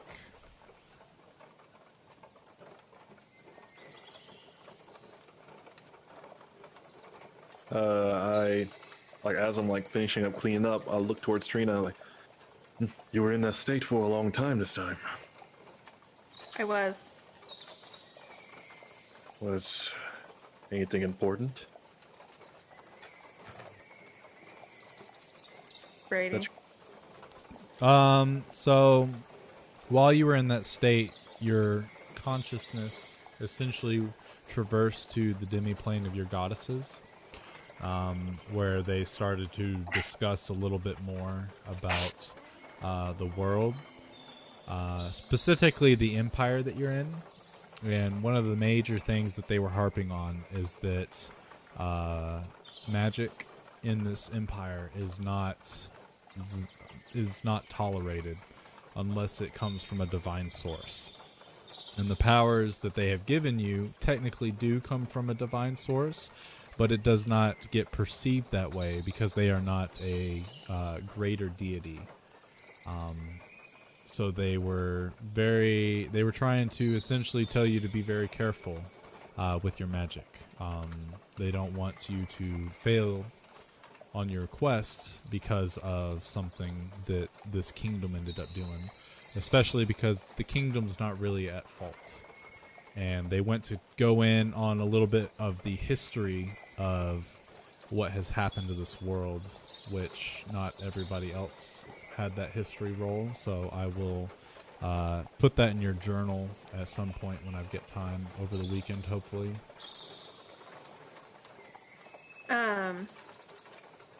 I mean, I guess technically, yes, it was important, but at the same time, it wasn't.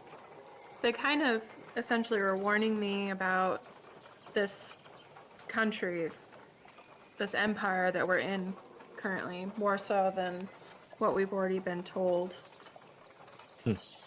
about their intolerance of magic, especially from those that are granted this power from not greater gods. Interesting. Well, definitely there's only a limited number of things that I can do.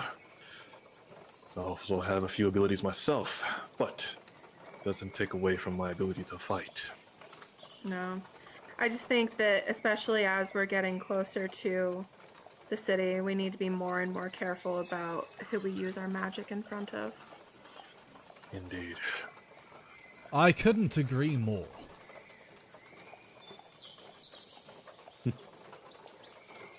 As you guys look around to see who said that, you look at the cart and you I was see gonna say that does not sound like our dude. yeah, you see a very familiar face sitting in the cart, currently filing his nails. You. I must say I'm quite surprised that all of you made it in one piece. I could have sworn that griffin would tear you all to shreds, but it would seem that it only got my single mark with your friend Cassiel. He went too soon, and he grabs a handkerchief and starts to blot underneath his eyes. He'll be forever missed. Yeah. Definitely by you, I guess. Exactly. I didn't expect my prey to die so easily. So I've decided to change the rules of the game. Since Cassiel is no longer in the picture, I've decided I will mess with each of you individually in some way, shape, or form. I think it could be fun.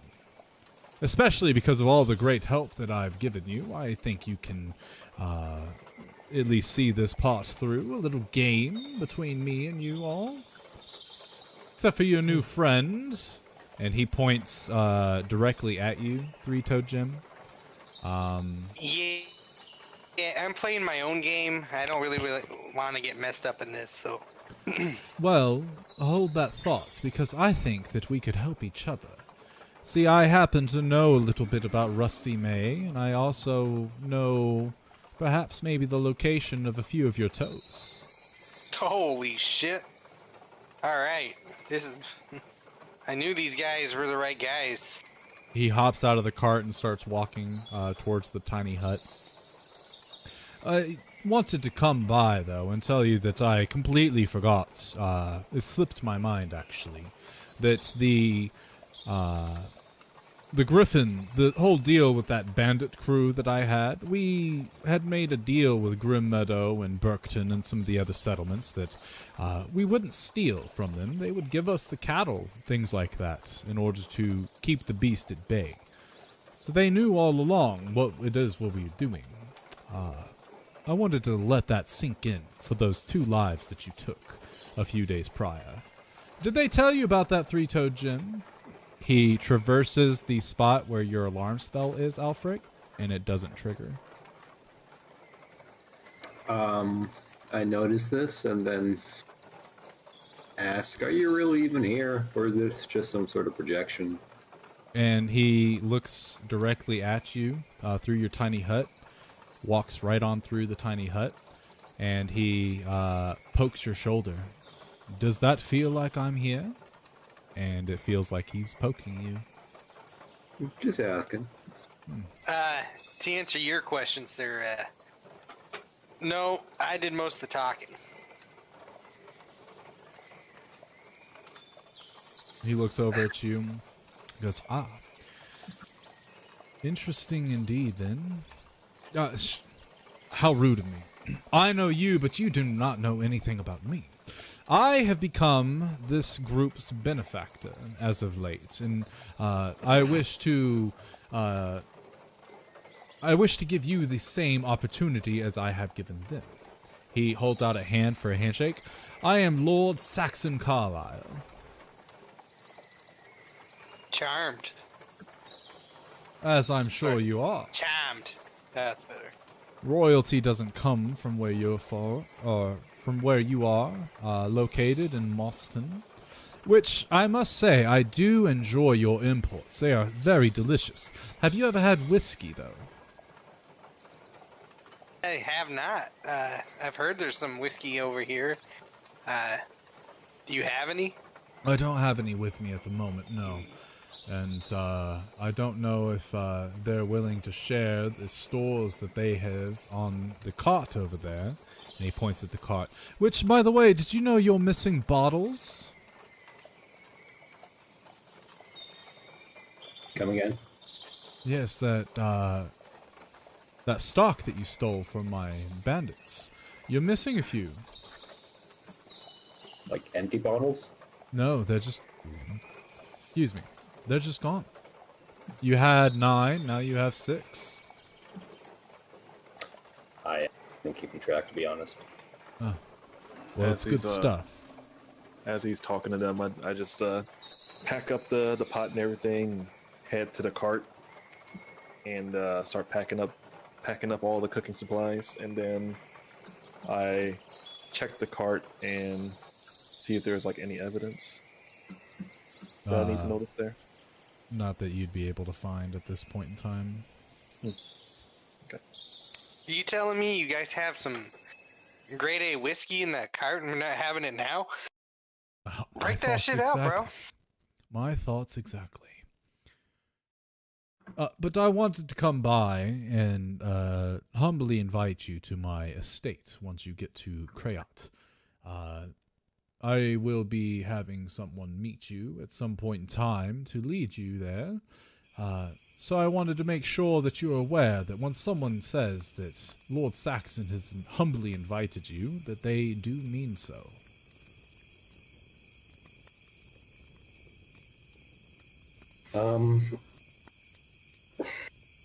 So, about... We're still okay, right? Because I never tried to go against you or anything, no. Yeah, I'm a bit confused on that, because if your deal was with him, and he's no longer here because he's dead, why are you still continuing? Brand new slates between the rest of us. How about that? I'll forget what you two did, and he points to Trina and Agent J. Or maybe, perhaps, it'll come up later. I'm not exactly sure how I feel about the whole ordeal. But yes, I still think that there's something that we could all gain from each other. I don't know, man. You've been kind of forthcoming on fucking us over. In what way? I mean, if we're just gonna play amnesia here, then I guess I'm gonna do the same. Who am I? Are you talking about the Griffin being lured to your location? That wasn't me, I assure you.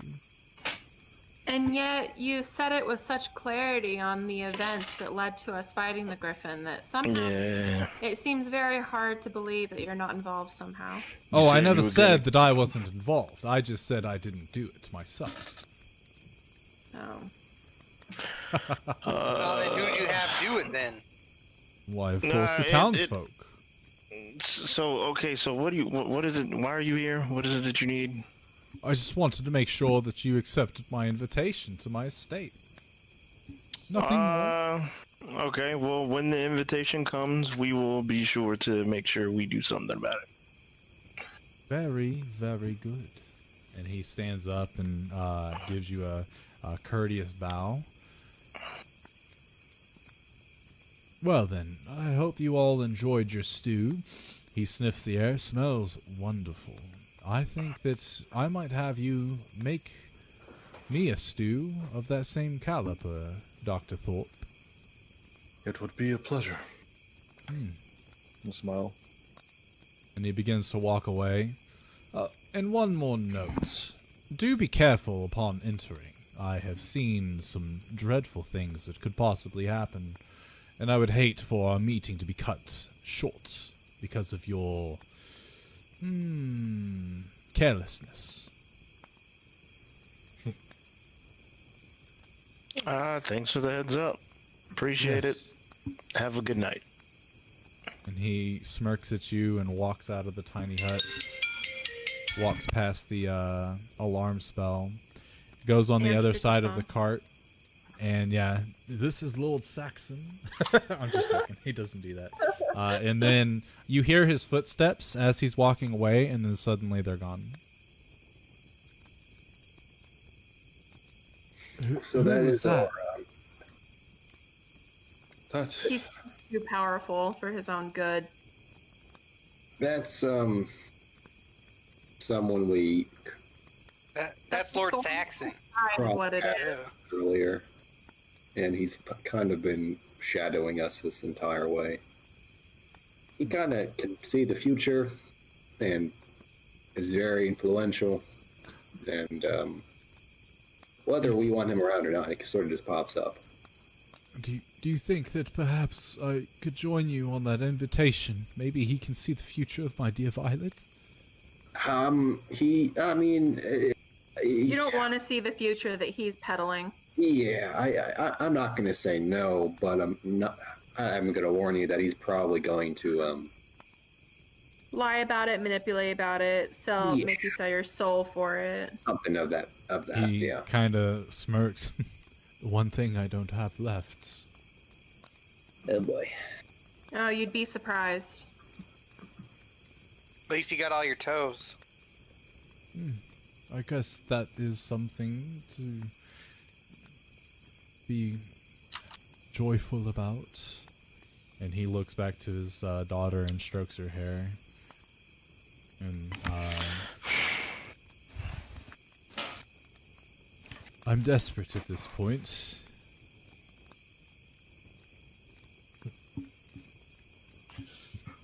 well then. Perhaps we need to leave as soon as we get our rest.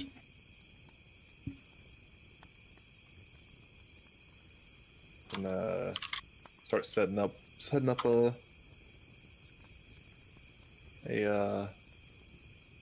my sleeping bag and all that good stuff. Okay. So you guys end up, unless there's anything else anybody wants to do, you guys start to hunker down. If you're going to roll any hit die as you take a long rest, declare how many you're going to roll and then roll them with the long rest function from your character sheet. And that should also put back any charges or spell slots that you have used. I think 3. Do I have to say 3 and then just do it 3 times, or how's it? Yes. Okay.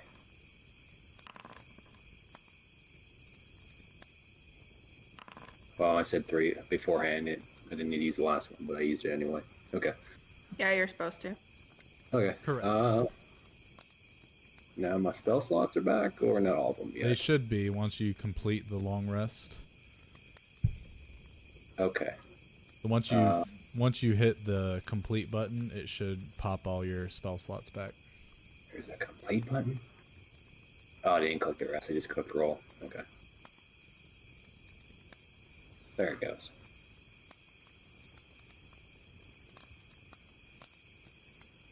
Okay.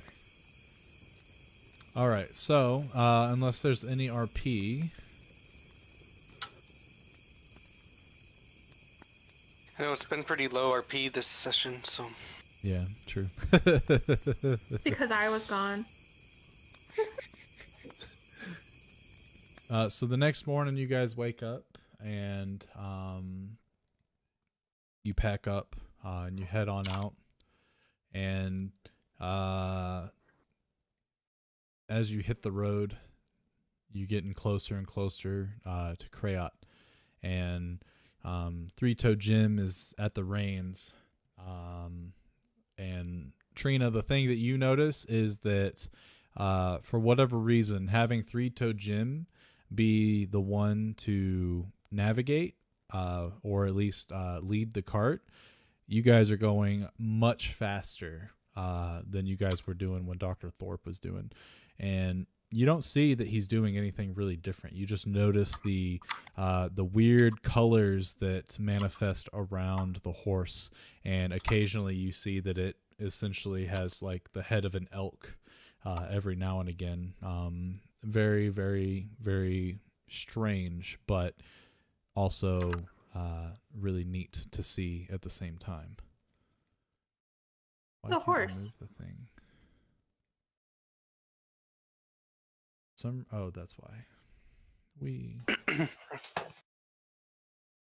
So you guys are able to make it to the outskirts of Creyate on the next day,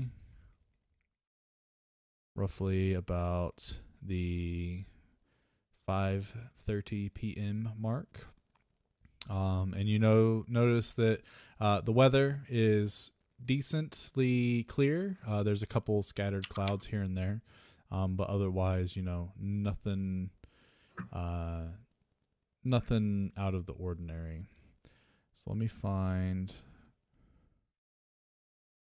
Thought I had a song. I'll just use a random song actually for this. So as you guys start to approach the city. Sorry. Dun, And you guys should be able to see the map without having your tokens on there. Let me know if that's not the case. Yeah. Yeah. Yep. There's a lot of shit on this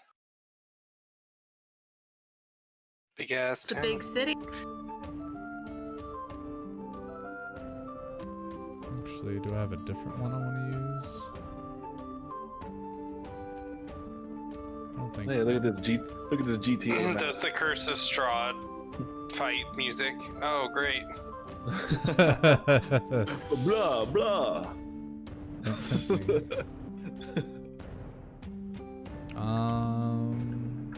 I don't know what I'm doing here. Yeah, But I this would fight will you. work for now. Let me turn it down a bit. So, all right, as you guys are coming towards the gates, which will be from the south area, I'll put. Actually, where's that D&D symbol? I'll use the D&D symbol to essentially mark where the party is. So as you guys are moving down the road, a couple miles back, you notice that the road changed from a dirt road to more of a cobblestone road. So you're obviously within the territory of the Empire's capital. And you can tell that from the road conditions getting a lot better. So as you make your way towards the gates through the sort of outskirt town, the towns out, or the houses that are out here, they're not dreadful. They're not like mud huts or anything. They look like they're pretty comfortable for, farmer folk or those that are of lesser privilege, and don't have as much money. So you can definitely tell that the town as a whole is decently wealthy based on this. It's when you guys get to about this part that you start to hear what sounds to be a large crowd gathering just beyond this sort of little, not alleyway, but this sort of this part right here. And you see a large crowd that's essentially blocking the road. So once you get here, there's so many people that you're not able to get your cart through. And a lot of them sort of look at all of you and they kind of scowl. Many of them are wearing white robes with a blue accent to them, with a little bit of silver jewelry and things like that. Other folks are, dressed in just common clothes. And in the middle of this sort of courtyard, there's a large wooden stage with these three large cages. And inside of these 3 cages, one of them is empty. The other 2 have people that you can see are shackled. They have their arms above their head, and they're just barely able to touch the bottom of the cage. One of them looks to be a older gentleman, probably 50s or later. The other one looks to be a bit younger. But there's a man up there that's shouting out to the crowd. Oh shit, that is a small token. A man that's dressed in the same sort of blue and silver, and he has in his hands a book, and he's shouting to the crowd. Are we not here for a confession? You must confess before your souls can go to the afterlife, before you are to be judged by your gods or goddesses. Confess to your crimes, confess. And every time he says that, he gets closer and closer to the cage of the old man, and you can see that he looks like he's probably been in there for a few days, at least. And he continues looking at the crowd, and every time he shouts, "Do we not want a confession?" they all cheer and start to shout. As that's happening, he glances over towards your cart, seeing that new arrivals have come, and he comes back to turning around to the old man. "A confession is not necessary for you to proceed to your judgment. But it will make your soul so much easier to figure out where it is that they need to go. Confess your crimes. Tell us what it is you did." And you hear the man mumble, as the crowd gets quiet, the man groans and mumbles something louder. And you see the gentleman holding the book cast a spell and touch the man. I didn't do nothing." And he strikes the cage. The insolence from you. I believe our gods are forgiving enough to give you one more chance, to confess your sins before sending you to the wall of the dead. So one final chance. Confess. What are your sins? Tell us what you did. If you can admit it in flesh, then so can you do in soul. And he comes back up to the man. Confess. And the man looks up.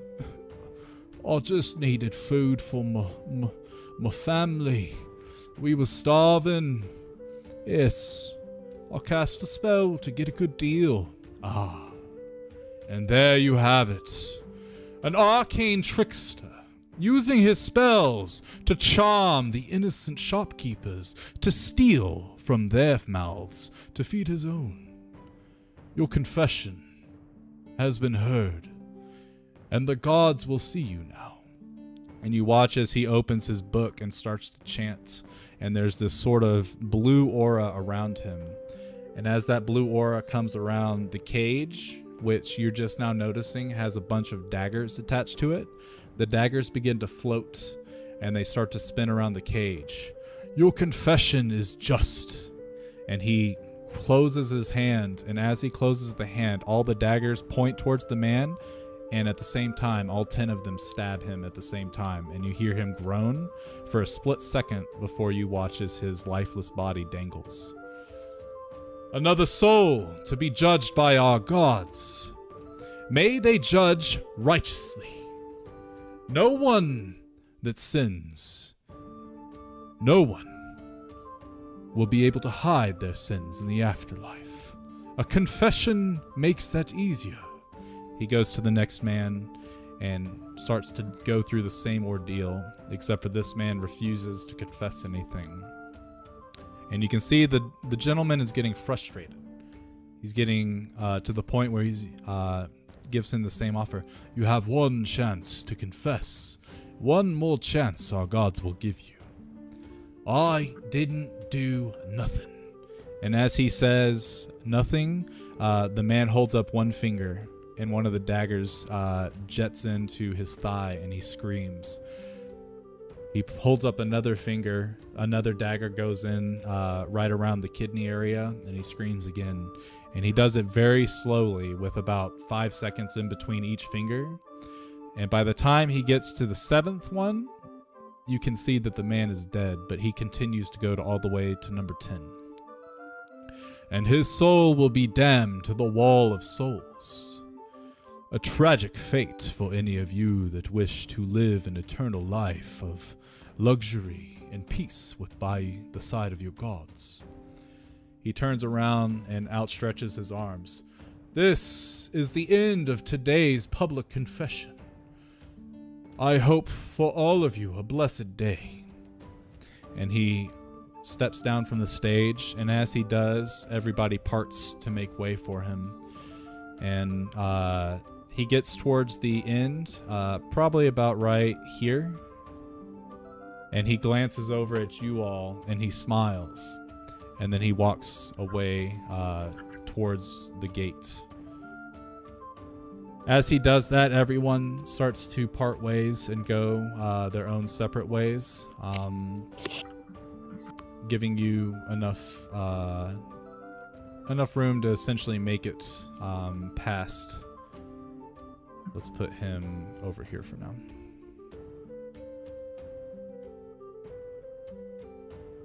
So at this point, the commoner that's with you, oh, that's pretty brutal. That man was just trying to feed his family. If I was capable of magic, I think I'd do the same. Yeah, this voice seems a bit brutal. Yeah, don't let them hear you say that out loud. You're probably right.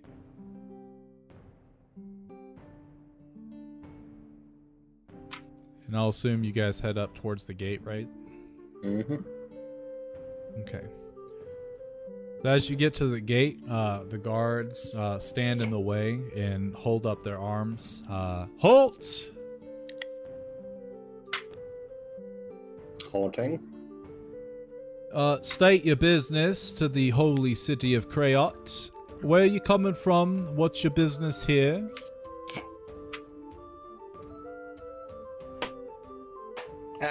We seek refuge with Lord Saxon. What? They kind of look at each other. We were not told of anyone coming to visit Lord Saxon from the outside. Do you have an invitation? Nope. Yes, we do. They kind of glance at each other, and they look back at you and shake their head. We would have been told from Lord Saxon that you were coming. Aye, aye, aye. And as you hear that, there's a gentleman that's coming from the other side of the gate. Oh, don't worry, I've got the invitation for him. Just hold your horses, huh? And there's a man that comes through. He is. Oh, shit. It's Piero, my boy.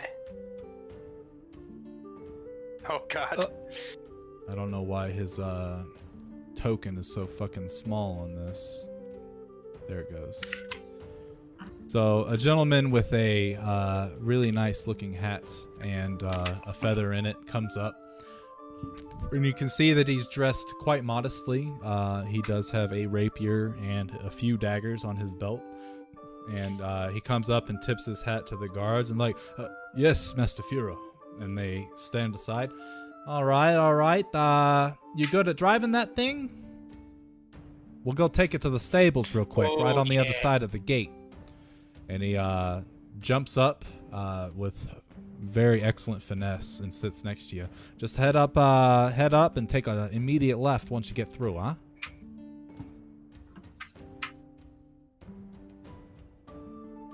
On it. And you guys start to go through. So, you all are the folks that Lord Saxon sent me to come and get, huh? You don't look like much. Kind of look like chumps to me. Haha, just kidding. No, we're chumps. He looks back at you. Ah, sense of humor. Oh, what are you wearing? Just some garbs. Can I ask you a question? Do you have a map of the city? Who needs a map when you got it memorized? And he points to his head. For those of us who don't have it. Yeah, for those who don't have it memorized, such as myself. Oh, that's a good point. I'm sure we could get you a map, but right now it's not really important. We've got a time slot for Lord Saxon, you know? I don't get paid if I don't get you there on time. Ah, yes, well, we could procure that map. That would be awesome. Yeah, I'll get you one later. Oh, right there. So, as you come in, the first thing you see is this very large sort of pasture-looking area. And you can see there's a bunch of different stables littered throughout the area. And Furo comes up to gets you up to a point, hops out, and as the stable hand comes by, he tosses him what looks to be a platinum piece. They're Lord Saxon's friends. You'll be good to their equipment and their steed, huh? And as the man grabs it, or tries to grab it, you can see that he's fidgeting. The coin falls to the ground. Yes, Mr. Furo, yes! And he whistles, he does a little wolf whistle, and a bunch of people start running towards your cart. And they just start to brush the horse, make it look nice and pretty, start to like clean it all up. They start to, as they're rolling your cart into a spot where they park a lot of the carts, they start to do minor repairs on it and things like that. It's kind of luxurious, you know, just saying the gentleman's name instills fear in these guys. Kind of cool. But if you do it and Lord Saxon knows you're doing it, but he didn't give you permission, not cool at all. Right this way, huh? And he starts to walk back the way you guys came. Looks like you guys got pals in high places. Yeah, I'd say so. Now, I don't want you to get this wrong. This is my first time meeting you, and I get under the assumption that I work for Lord Saxon, but I actually work for someone different. I just need a little extra cash, so I decided to help him out with this one job. Super easy, can't believe he's paying me for it. But I was hired to essentially show you directly to his place so you didn't get lost. By the way, name's Furo. And he stops, turns around, and holds out a hand for anyone to shake. I go and shake his hand. I'll shake it. I've heard your name's Lloyd. Yes, sir. Your three-toed Jim. Can't imagine why, as he looks at your feet. You must be Trina. It's a wonder. Sure. And he goes in for a very modest kiss on the hand, if you allow it. I will. And Dr. Slap him Thorpe. with the white glove. I've heard great things about your work, Doctor. Perhaps maybe you can get into my noggin.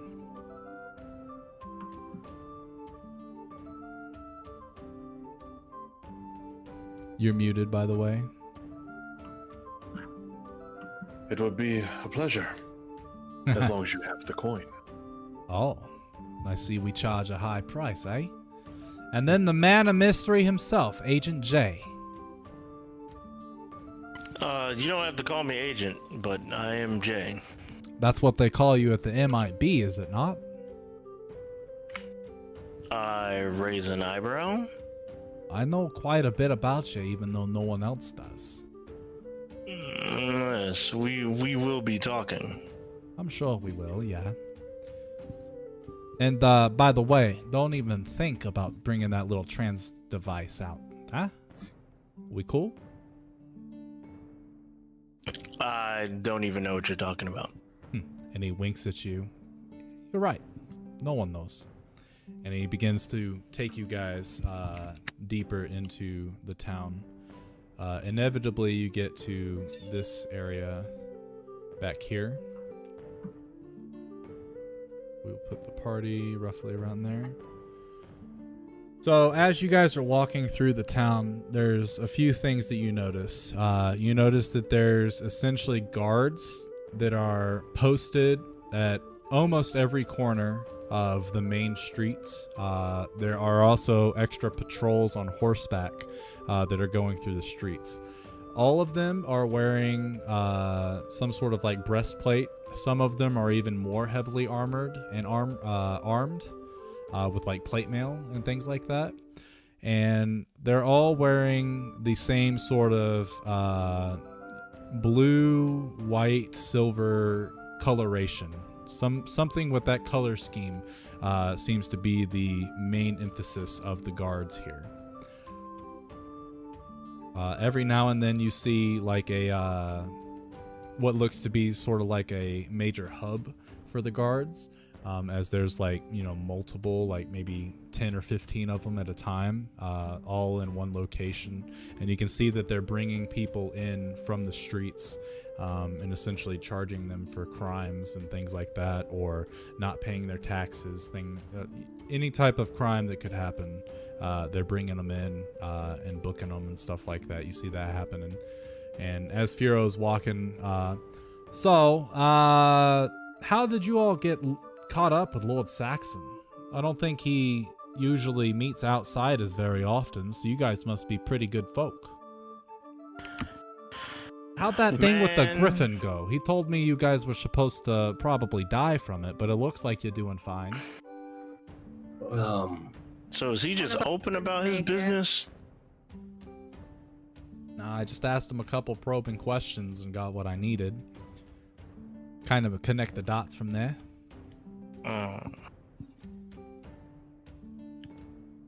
You seem very insightful. Yeah, I've been around the block a time or two. You don't work for who I work for without learning some things about the streets and how to talk to people. That's for sure. Yeah. That's a fact. I would rather talk to you. Oh, how rude of me. I work for one of the larger families in the city, the Martillo family.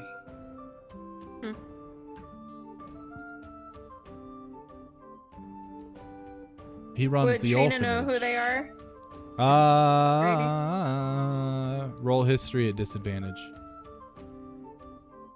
Anyone that is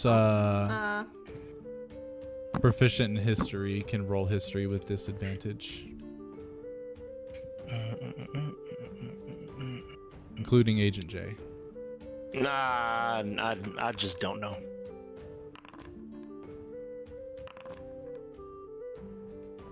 14, 15, 15. So yeah, the name Martillo doesn't ring a bell, but what does ring a bell is that you have heard that there are several families within this empire that are pretty prominent. Carlisle being one of them, and now you've added Martillo to that list as well.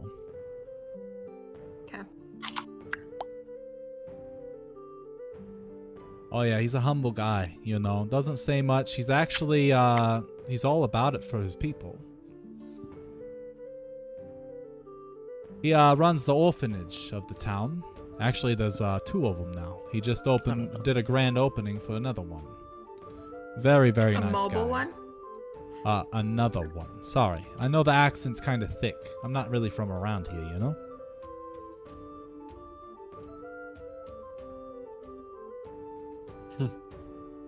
Curious. So, he's opening orphanages? Is that what you say? Yeah, there was a real big need for a second one. The first one got full, and this town's kind of weird when it comes to kids, you know? They don't really want them, I guess. Maybe it's because the population's been booming for quite a few decades now. So they're starting to try to slow down, but, you know, people is people, huh? And he pokes you in the ribs with his elbow. Yeah, I guess so. Especially when a first snow hits. Oh, man, there's nothing else to do, am I right?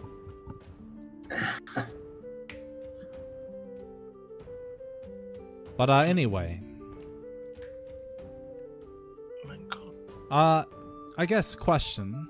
Are you guys open for are you guys gonna be staying here for a while? Or is it pretty much an in and out with Mr. Saxon? Well, I'd probably prefer not to stay here for very long. Yeah, I'm thinking of I an in and out. I don't even want to talk to him. Why do you ask, stranger? Oh, well, you know, just because of the little information that I do know, I bet I could utilize your resources quite well. Got a couple jobs in mind, but, you know, if you're busy, no big deal. Oh, are you about to leave or something? Well, no, but I'm about to drop you off, and that's all I got to do with Lord Saxon. But if you wanted to meet up later... No, this is what we can do. They can go talk to him. I want to come with you. I have no business with this man whatsoever. I'm just tagging along. I also am curious at what you're offering, but I need to go speak with the Saxon. So. Well, I'll keep that in mind, Lloyd. And yeah, Agent J and we'll go grab a drink at one of the local taverns around the area. It's actually quite a prominent one, but don't worry, I can get you in. Yes, sir. Yes, Is it sir. called so we can meet you later? That's a good fucking question. I have it, I just don't know where I've put it. Shout out to good fucking questions. And he reaches out for a high five. Let's see. And nobody gives him a high From five. who? Hey, are you Whoever. Firo Whoever's gives gonna you a give it to high him. five, and he's like, I see you're a man of culture then, huh? You said you're from Manhattan? Oh yeah, we really got to talk. And he smiles, looking at you. Oh yeah, we'll talk, don't worry.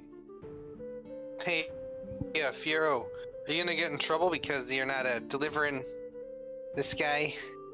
Nah, he didn't say I had to bring everyone. He just said bring them here. Them is very arbitrary if you think about it. And he'll know that. And technically I did bring Agent J, but then he decided to come bring with me here. So, and he's like tomatoes, right? And I don't know if he deals tomatoes. Probably not, but we'll find out. And as you guys get to the estate, it's locked, or it's behind a nice fencing, and the guards outside notice Firo and open up the gate. And as he walks in, oh, mind your shoes, and he starts to kick his the back of his boots to get rid of the mud and stuff that he stepped on in the pasture. And as he gets up, he knocks on the door with a knock, knock, knock, knock, knock, knock. And the door swings open, and there's a gentleman there. He's dressed up in a very sort of I forget what they're servant attire. Ah, Lord Firo. And it looks like our guests have arrived all in one piece.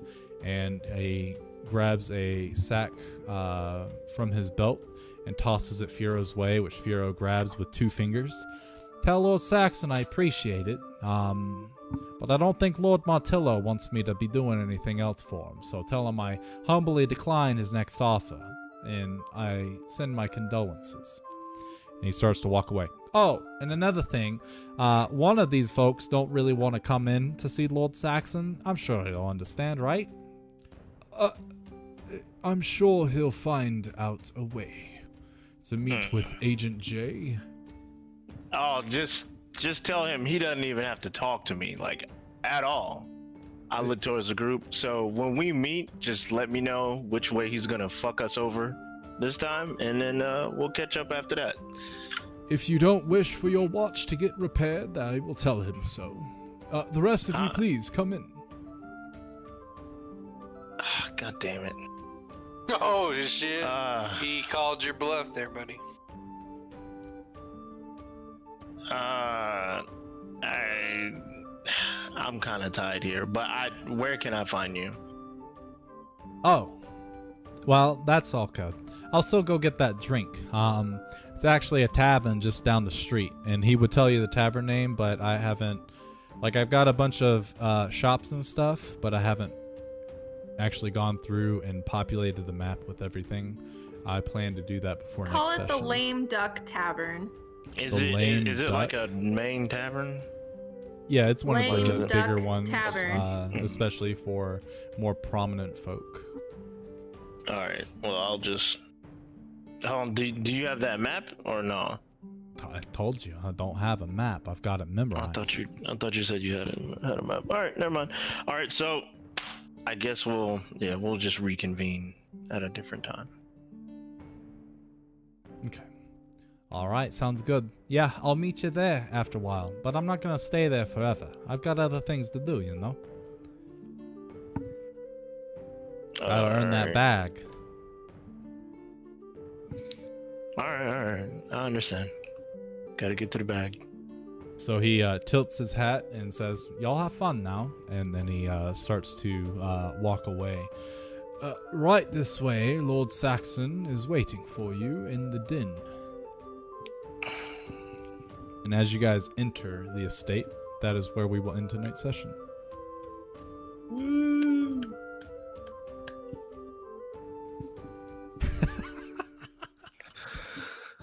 Okay. What is that? At least no one died at the end of this one. Woo! Perfection. Absolute perfection. Awesome performance from everybody. I like it. You should call that tavern Wolf's Saber Tavern. Oh yeah. Saxon's probably one of my least favorite characters. Really? Like straight up. Like I just don't like him. I love Lord Saxon. What's the nature check for? Trina rolled a nature check. I want to roll a nature Oh no! check. What? I did? Oh, sorry. I was looking at my page. It must have just automatically. What? Oh, I see what happened. So I don't think I've done anything except for change the quest log. You can either click on the words quest log or that paragraph, and it'll take you to the quest log. And then for the party loot, you can either click the bag itself or you can click the party loot words, and it'll open that. You can also click somewhere in the middle of that pile of bones to see the little log, the graveyard log. Otherwise, yeah, nothing's really changed on the map here, or the landing page yet. I don't know if I need to really add anything else. I'm probably gonna change the notable NPCs and get rid of all these guys and put in our new folks, but I'll do that later. As for the rest of you that don't have the backstory stuff yet, actually, Three-Toed Jim, give me a history check and a D100, and then that's the next thing I'm gonna work on. Now that I don't have to fuck with my Raspberry Pi anymore, it should be good to go. Now I can just work on actual prep. And more than likely, But what you I'll do. had fun setting it up. You know it. Oh, I had a blast, and I kind of wish it would. I won another one already, but we'll see. But yeah, I'll start working on more of the backstory and stuff that you guys know, and I'll make sure that Creyate has the locations all pinned, hopefully by next session. Other than that, I'm gonna go end my stream, so I'll be right back. Okay. All right, so very intensive RP. Literally all RP. Oh shit. That was weird. But it was good stuff. So they met Three-Toed Jim. They found the backstory of Three-Toed Jim and the commoner that they still don't know his name, which is hilarious, but whatever. That's fine. Then they met one of the prominent members of the church out here. His name is Gower, and he is going to be a thorn in the party's side here soon, especially if they stick around. So that should be interesting. I really like Gower. He's an asshole, but he's divine. Anyway, Thank you for coming out. Hopefully you enjoyed. And until we see you on Monday for the DM Diaries, at least I hope we do. Peace.